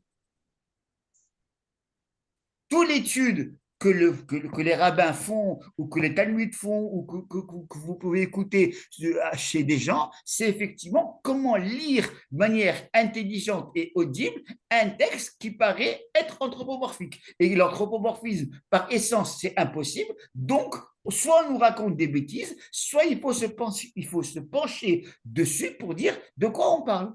Et chaque texte aura un sens particulier à chaque moment. Comme je vous l'ai dit, la divinité passa devant lui. Lui, on traduit par Moïse, mais en réalité, si on traduit, en tout cas d'après le commentaire que je vous ai donné, c'est le Créateur. Ouais. Est-ce que ça met pas en lumière la nécessité absolument d'avoir les explications de la Torah orale par rapport à justement les anthropomorphismes que l'on lit dans la Torah écrite? Ah oui, ça c'est évident. Ça fait pas les autres. D'ailleurs, même le Talmud va aussi le dire dans un langage anthropomorphique ou en tout cas un langage imagé. Donc, si vous voulez, c'est pas parce que j'étudie le Talmud que j'ai compris de quoi il s'agit. L'étude du Talmud reste aussi une étude différée, un peu plus humaine, entre guillemets, mais elle restera aussi compliquée que l'étude de la Bible. Mm. Si vous voulez, c'est pas parce que je suis talmudiste que j'ai compris de quoi il s'agit. Au contraire, c'est parce que je suis talmudiste que les questions vont commencer à surgir d'une manière beaucoup plus, j'allais dire, élaborée et d'une manière beaucoup plus, avec plus d'acuité, puisque je me rends compte que ce que je lis, c'est pas ça. En tout cas, ça ne peut pas être ça.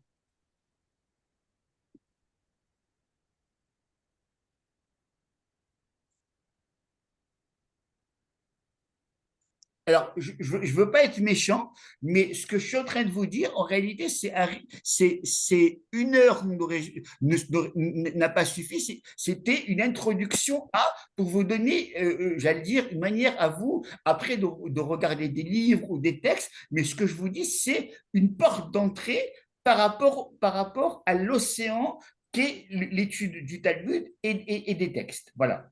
C'est une introduction, modeste soit-elle, mais en tout cas une introduction. Ce qui veut dire que chaque fois que vous allez lire un texte, vous serez confronté chaque fois aux questions que j'ai posées. Et essayez chaque fois de trouver une réponse. Ou en tout cas, d'essayer d'approcher à une possibilité de réponse. Mais en tous les cas, Merci beaucoup pour ça, Joël, parce que finalement, dans cet aspect-là, le fait qu'on se pose davantage de questions, c'est la porte ouverte à pouvoir recevoir davantage de richesse en termes de réponses. Exact. et vous parliez du guide des égarés tout à l'heure, et c'est vrai que on peut déjà s'aider aussi de ça parce qu'il prend les différentes images, la main, les yeux, C'est un et passage. il est très, très, très, très clair. Et comment on doit le traduire finalement, ce que ça veut dire, c'est C'est à conseiller. une approche dans le judaïsme de cette question. Il y a d'autres approches qui vont être kabbalistiques, etc. Mais en tout cas, l'approche de Maïmonide, en tout cas même au niveau des questions, comment lui, il pose, il problématise le sujet, c'est déjà ultra intéressant. Mais ça ne veut pas dire que c'est faux. C'est Maïmonide répond à sa manière. Et il y a d'autres manières dans lesquelles ça va être la Kabbale, ça va être d'autres auteurs, etc. Mais Maïmonide est, on va dire, un des précurseurs au niveau littéraire, lecture de ce problème-là. Oui. Bah, du coup, en fait, c'est complètement essentiel parce que le but, l'objectif, c'est de se relier à Hachem. Pour chercher. Donc, Et c'est pour ça que j'ai dit que la Kabbale, justement, elle enseigne les noms divins, etc. Pas du tout pour faire le malin de jouer à la synagogue ou à un cours, dire, écoutez, je suis copain avec le bon Dieu, je vais vous enseigner la lexicographie divine. C'est pour que nous, on soit au diapason comme comment le Créateur il s'est comporté vis-à-vis du monde. Alors nous aussi, on va se comporter comme ça. Ça, c'est un des buts de la Kabbale et un des buts aussi de Maïmonide. C'est pas un savoir pour un savoir universitaire, mais c'est un savoir pour que nous, on sache comment se comporter. Ça, c'est la base de tout. Ouais. Et c'est épouvantable pour les chrétiens parce qu'ils passent complètement à côté de tout. Ben, le problème, c'est que, par exemple, un truc tout bête. Ça n'a rien à faire avec. Enfin, c'est pas, ça peut à faire, mais on va le dire comme ça. Par exemple, une des idées qui paraît merveilleuse et dans l'islam et dans le christianisme, c'est que comment on va dire ça? On va, comment on va dire ça? On va mettre à la portée de tout le monde le judaïsme. C'est ce que les chrétiens ont voulu faire et ce que l'islam a voulu faire en disant on va donner le message véritable que le bon Dieu a donné aux Hébreux, mais qu'ils ont trafiqué et dans lequel le prophète Mohammed a donné le véritable sens. Et c'est ça le Coran et le christianisme va dire on va démocratiser le judaïsme. D'accord? Alors, le problème, il est le suivant. C'est super intéressant de vouloir faire ça, mais si je veux démocratiser quelque chose, il faut que la personne, elle soit capable de comprendre mon enseignement. Or, si je dis aux gens, vous mangez pas, vous n'êtes plus obligé de manger cachère. La circoncision, on n'a plus besoin. Le Shabbat, c'est plus la peine. Et patati et patata, etc. Et qu'on enlève au fur et à mesure toutes les possibilités qui empêcheraient l'être humain, justement, de tomber dans le piège de l'anthropomorphisme, automatiquement, je crée du polythéisme. Alors, c'est vrai qu'on a l'impression que le christianisme, c'est la Trinité, effectivement, c'est trois en un, etc., etc., etc.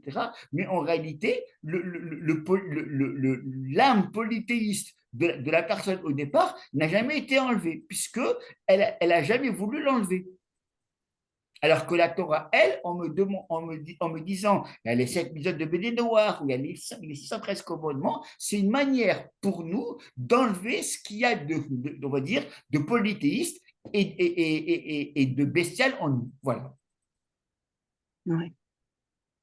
Mais ça, le commun des mortels, quand vous lui dites, ah, mais au contraire, vous gardez la Torah pour vous, c'est pas sympa, etc. Au contraire, c'est mieux de la donner à tout le monde. Eh ben, on a vu que ça a donné, le christianisme et l'islam, ça a donné des polythéistes, j'allais dire, sous la forme d'anges ou alors de djihad. On tue des gens pour Dieu. Alors que jamais dans le judaïsme, ça viendrait à l'esprit d'aller se faire sauter dans une mosquée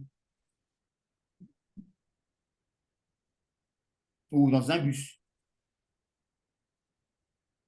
Donc, quelque part, il y a des pulsions, on va dire, de mort ou des pulsions négatives dans l'être humain que seuls les mitzvot de la Torah et les 7 mitzvot des Noirs permettent à l'être humain de pouvoir s'en sortir pour entendre ce message divin. Sinon, on reste dans le polythéisme. C'est extraordinaire ce que vous dites là. Ouais. Ben, je retraduis ce que j'ai dit tout à l'heure. Ouais, ouais. Et Maïmonide touche un autre aspect qui concerne tout ce qui est lié au Saint béni soit-il, notamment le trône ou autre chose. Il nous laisse entendre que même quand on parle du trône, il ne s'agit pas d'un objet physique qui est dissocié du Saint béni soit-il. Ah Est-ce ben que oui, vous nous aviez fait ça? oui, c'est évident puisque moi je pars aussi du principe que Maïmonide, ça fait partie du judaïsme et l'enseignement de Maïmonide a traversé le judaïsme et la Kabbale. Donc effectivement, ce que vous dites, c'est notre manière de dire ce que j'ai dit tout à l'heure.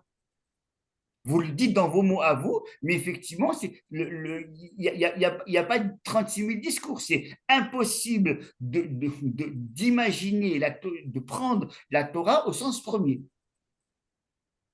Oui, je parlais d'Akadosh Baruch Hu et ce qui peut être matériel autour de lui. Tout ça, il englobe dans une même conception d'anthropomorphisme. C'est-à-dire que même la conception qu'on peut avoir des trônes comme quelque chose de physique, Maïmonide, il va plus loin, il a l'impression de nous dire que même ça, ce n'est pas tout à fait physique en tant que tel. Ben oui, parce que le bon Dieu n'a pas de corps. Donc dire le trône divin, ça n'a pas de sens non plus.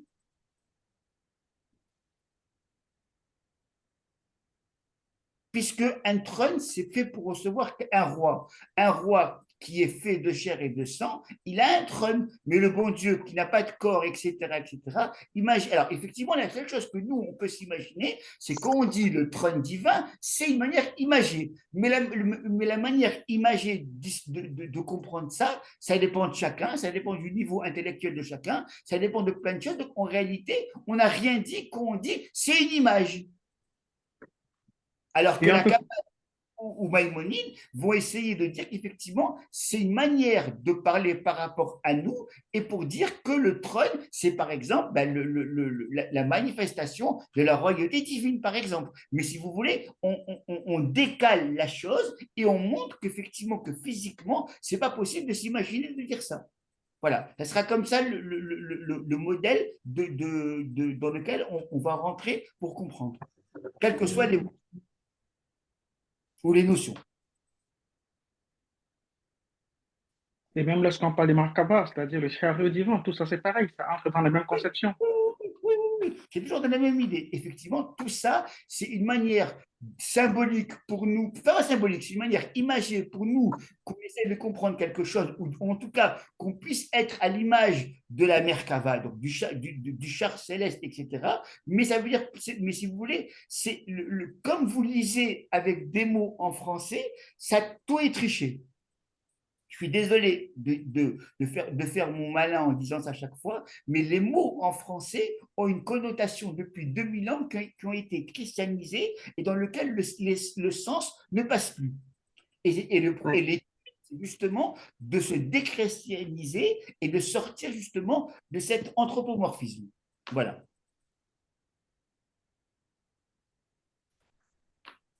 Alors, est-ce que vous avez encore d'autres questions ou pas?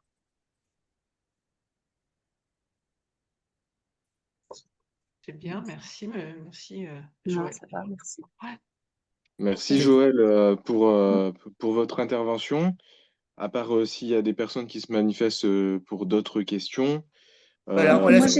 Moi, j'ai une dernière question. Oui. Si j'ai bien compris tout ce qui s'est partagé ce soir, Mhm. Ah, l'anthropomorphisme, vous c'est faites peur, hein? finalement... Pardon? Vous me faites peur. Ah non, non, non. C'est finalement, en fait, on inverse. C'est une tendance à imager Dieu et le réduire à l'être humain plutôt que l'inverse. C'est plutôt nous qui sommes à l'image de Dieu sans qu'on sache comment il est exactement, mais l'anthropomorphisme, ce serait l'inverse. C'est imager Donc, Dieu selon nos... c'est une manière pour nous imager d'essayer de comprendre quelque chose, en sachant qu'effectivement, ce que nous, on s'imagine ou qu'on pense être, c'est pas ça du tout. Voilà, c'est ça l'idée. Comme tout à l'heure, l'Éternel se manifesta, ça ne veut pas dire du tout qu'il est passé ou qu'il s'est manifesté, ça veut dire autre chose. Donc, c'est une manière pour nous d'aborder des mots méta-humains avec des mots humains. Voilà, c'est ça l'idée. D'accord. C'est pour ça que dans le judaïsme, ce qu'on appelle le Lachon HaKodesh, l'hébreu, la langue sainte, entre guillemets, c'est une langue qui permet justement de dépasser les mots humains pour essayer de rentrer dans un langage méta-humain. Ça peut être aussi un langage méta-animal, je dirais, quand on parle des ailes de Dieu, par exemple. Mais alors, effectivement, les commentateurs vont vous expliquer ce qu'on appelle les ailes, etc.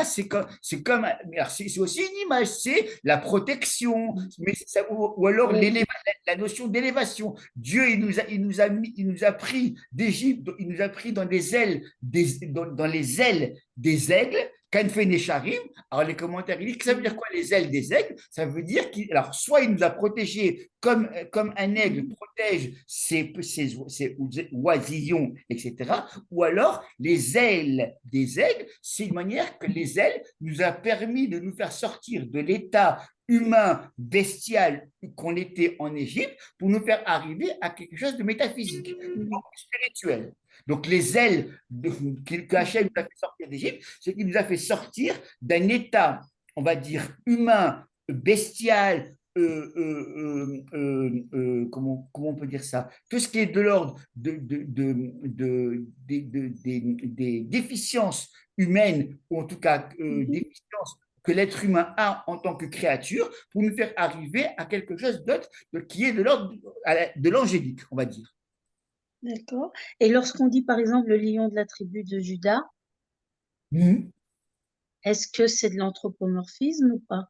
Oui, toujours, c'est la même idée. Le lion, alors le lion, ça veut dire la force, ça veut dire plein de choses. Ou ça veut dire aussi, avec les mots en hébreu peuvent aussi dire avec d'autres choses. Le lion, il a une force, il va s'occuper, il va protéger. Enfin, il y a plein.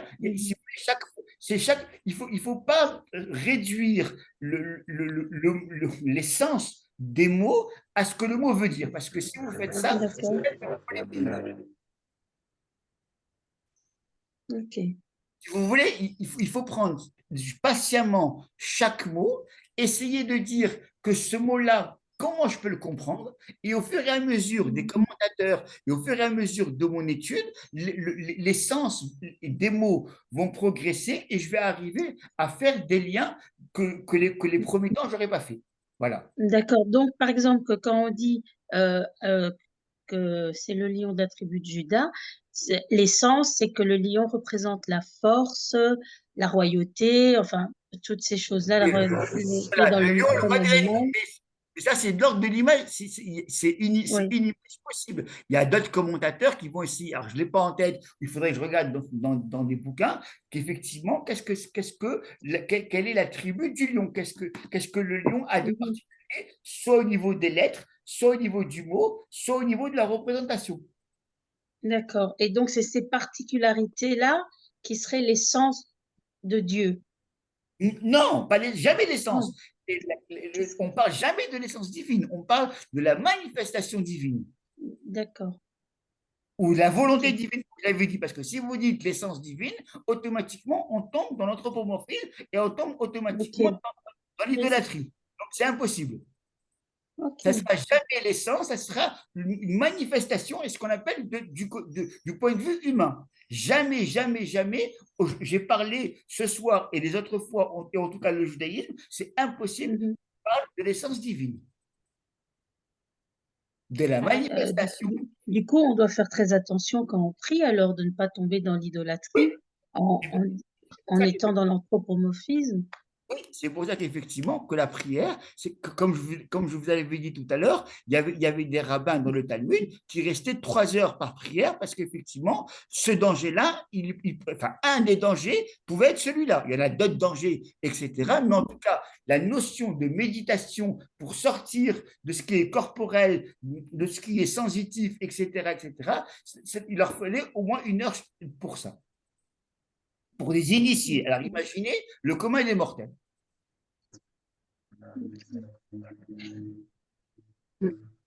Mieux vaut alors, quand on prie, plutôt lire des psaumes, enfin lire intégralement ce qui est écrit dans le Pentateuque, parce que pour éviter de tomber dans l'anthropomorphisme, en fait. Mieux Disons, vaut, l'idée, c'est que essayer de traduire en français ce que le texte veut dire pour qu'on ait un sens général et savoir que tout ce qui est de l'ordre que nous, on sait que c'est pas possible d'attribuer ça au créateur, ça qu'il faut l'enlever. Voilà, ça c'est le premier pas. Et après, essayer de comprendre à travers l'étude, à travers les cours que vous avez dans votre groupe, etc., de comprendre de quoi il s'agit. mhm. Mais c'est un long travail de longue haleine de toute une vie. Ah oui, Oui, c'est énorme. ça.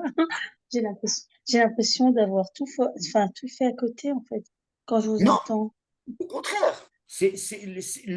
Moi, ce que j'ai fait, c'est de vous montrer que si je traduis en français ce que les mots veulent dire, je suis dans l'erreur. Parce qu'effectivement, Oui, par définition, ce que les mots veulent dire, c'est le contraire de ce que le texte veut dire. d'accord. Donc, il faudrait avoir le réflexe de penser le contraire de ce qu'on veut dire. Pas le contraire, c'est savoir que tout ce que je vais attribuer au créateur dans son essence, c'est pas possible. Voilà, c'est déjà ça. Au moins savoir que quand je parle, c'est pas du créateur que je parle, mais de sa manifestation, de sa volonté. Et ensuite, imaginez que si je prie, c'est que quelque part, il y a une volonté que Hachem veut que je prie, mais la prière n'agit pas comme si moi, j'allais supplier mon copain, s'il te plaît, sois sympa. Si j'imagine, je dis, s'il te plaît, Hachem, sois sympa, etc., là, je suis dans l'idolâtrie. C'est pour ça que la prière, elle est en hébreu. Parce qu'en hébreu, justement, ce problème, il est un petit peu atténué. Et si on parle pas l'hébreu, comment on peut prier sans entrer dans l'idolâtrie? Ben, il faut lire le texte en français ou prier Oui, soi-même en imaginant que tout ce que j'imagine d'anthropomorphique ou d'humain, c'est pas ça. Voilà. Oui, parce que même dans les sidourim, que ce soit les sidourim pour Ashkenaz et même pour Ben Noir, j'ai l'impression, quand je vous écoute, cher Raph, c'est que même au-delà de tout ça, il y a un exercice de kavana à faire. C'est-à-dire, même quand je lirais les prières des sages, même quand je les lirais, les prières des sages qui sont aussi parfois teintées d'anthropomorphisme, il faut se le dire, même dans les Sidourim, on voit bien apparaître cette conception-là. Il faudrait qu'au-delà de ça, je travaille l'aspect kavana. C'est-à-dire que même à ce niveau-là, il faut que je monte jusqu'à ce niveau pour extraire cette notion cette conception d'anthropomorphisme et entrer profondément dans la tefila. Oui, exact. Ça fait partie, j'allais dire, de l'effort de la prière, de s'extraire de tout ce qui est anthropomorphisme. On pourrait presque dire que, en fait, prier, ce n'est pas prier, c'est louer. C'est-à-dire que prier dans le sens où je te prie ce serait plutôt louer à ce moment-là. Faire des Louer, louanges. oui, louange, méditation. Alors, l'idée, l'idée, elle est comme ça. C'est que c'est sûr qu'il y a un Dieu créateur qui s'occupe du monde, mais il faut pas imaginer que ce Dieu créateur, il y a un anthropomorphisme là-dessus. Et donc, tout ce que je pourrais imaginer, s'il te plaît, mon Dieu, j'essaye j'allais dire, religiosiser mon discours, il faut l'enlever. C'est pas ça. Prier Hachem, c'est pas du tout ce que nous, qu'on s'imagine, qu'on dit, je vais prier. C'est autre chose. C'est demander de l'aide, mais c'est pas faire changer d'avis le créateur tel que nous on se l'imagine. C'est autre chose. C'est plus subtil, c'est plus complexe. Et effectivement, il y a des commentaires là-dessus, mais malheureusement, avec le temps qui est imparti, c'est sûr que c'est pas possible de le faire en tout cas ce soir. Ah oui, ouais. C'est énorme. Donc, si vous n'avez pas d'autres questions ou une autre question, je veux bien une dernière et après on arrête.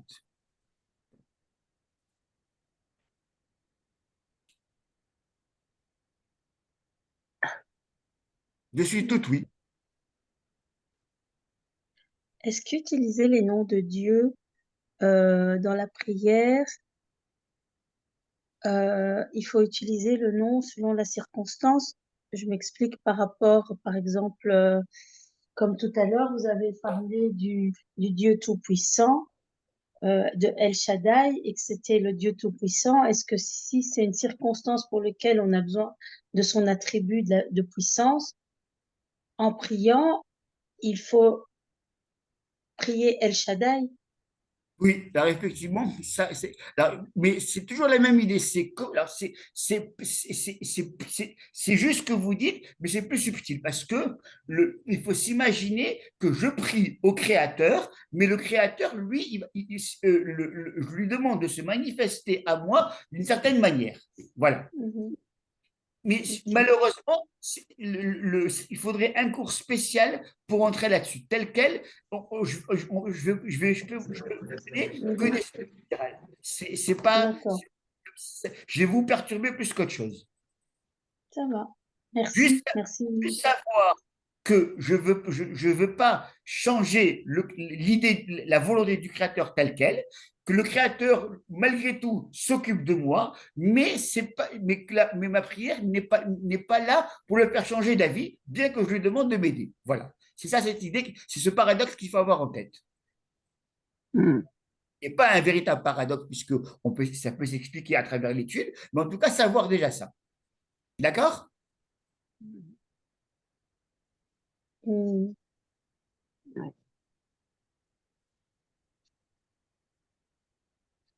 Il faudrait que vous nous refassiez un cours, du coup. Voilà.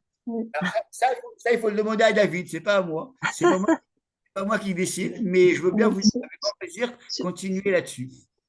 Sur le paradoxe de la prière, parce que c'est assez subtil, je trouve, et c'est difficile de...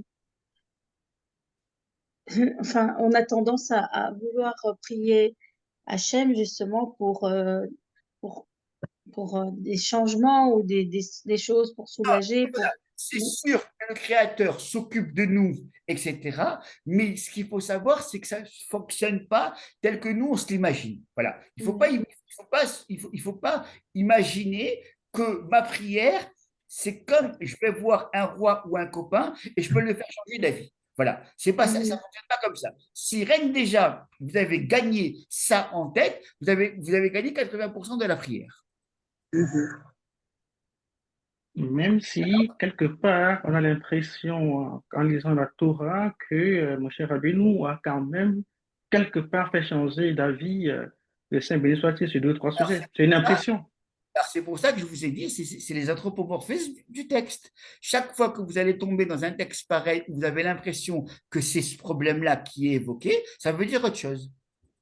Vous êtes tombé, vous avez bien compris la problématique de mon cours.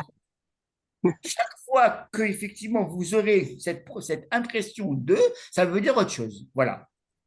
Au moins déjà ça. Et chaque texte aura sa propre réponse. Il n'y a pas de réponse, j'allais dire, universelle.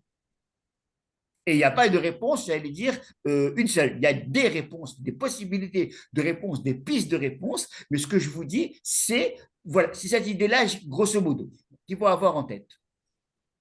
Oui, c'est déjà une sécurité dans la lecture et la compréhension. Voilà. Voilà. Et si vous avez déjà ça, vous êtes sauvé. Et le reste, c'est de l'étude. Déjà, Et je pense que le fait d'étudier à plusieurs et de jamais étudier seul, déjà, ça évite l'écueil de s'enfermer dans une signification. Justement, ça laisse les champs ouverts, les possibilités ouvertes. Et ça évite de s'enfermer dans une seule signification qui risque du coup d'être anthropomorphique. Non, une explication, elle n'est pas forcément anthropomorphique. Elle peut être même. Pas forcément, mais elle peut. Il y a Elle un peut, risque. mais Un risque. l'idée, c'est qu'il faut savoir que toutes les réponses, tout ce que je vous ai dit ce soir actuellement, c'est une possibilité de lecture. Il y aura d'autres gens qui vont vous faire le même cours en vous disant carrément autre chose, mais en argumentant différemment. Mais la question principale, est-ce que c'est possible que ceci, en admettant que le bon Dieu étant infini, etc., ça, ces questions-là, il ne pourra pas ne pas y échapper. Seulement, la réponse va être différente. D'accord. Mais c'est à chacun, selon son étude, son approche. Mais l'idée, c'est de savoir que la question, elle est véritable et que ce n'est pas une question qui est, comment on va dire, aléatoire ou illusoire. C'est au contraire, c'est très sérieux. Il faut prendre ça très au sérieux. Comment aborder ces textes-là?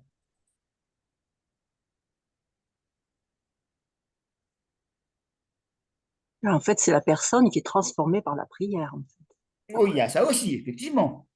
Au fur et à mesure de la C'est pour ça compréhension. qu'effectivement, pendant les 9 heures de prière, il y avait une sorte d'étude qui se faisait, une bénédiction qui faisait que le peu qu'il étudiait ou le peu dans lequel il réfléchissait, il y avait une sorte de chat GPT dans son cerveau qui lui faisait faire comprendre à des associations d'idées que le commun des mortels, il lui fallait 6 à 8 heures, lui, il lui fallait 5 minutes, par exemple.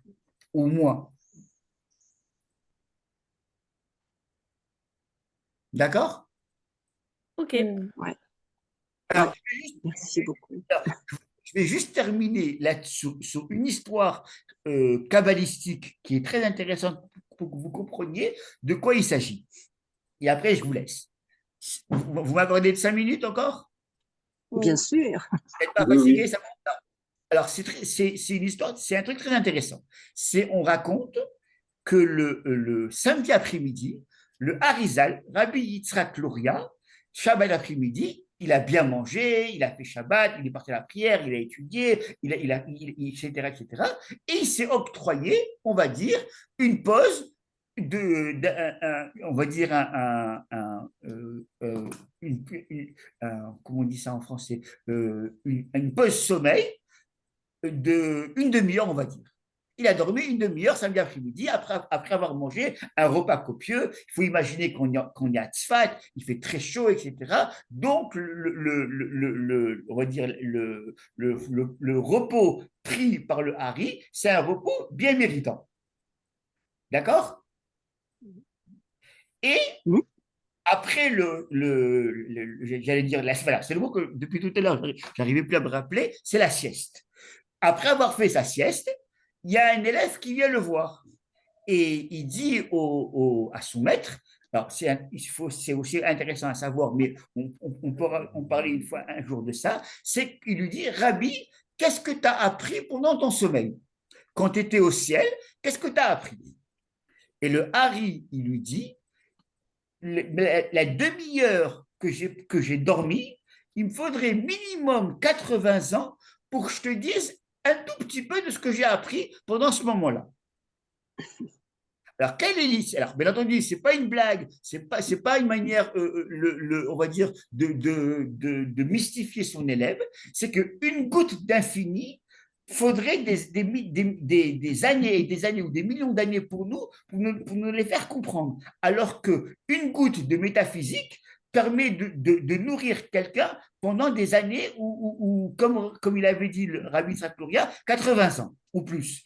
Et pareil pour celui qui priait, du fait que lui, il était en état de méditation, donc il était proche, effectivement, comme le Hari, d'un sommeil prophétique, une goutte de ce qu'il avait goûté au ciel, ça lui faisait peut-être une journée entière d'études.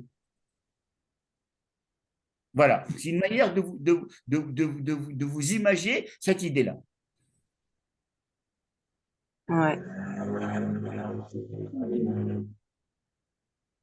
Donc, c'est pas pour vous enfoncer, c'est pour vous montrer qu'une goutte, ce que j'appellerais de prophétie ou de métaphysique, ça remplit une vie, ça peut remplir une vie entière. Donc, effectivement, imaginez quand lui, il étudiait. Ouais. Ce qu'il a pu avoir pendant son sommeil.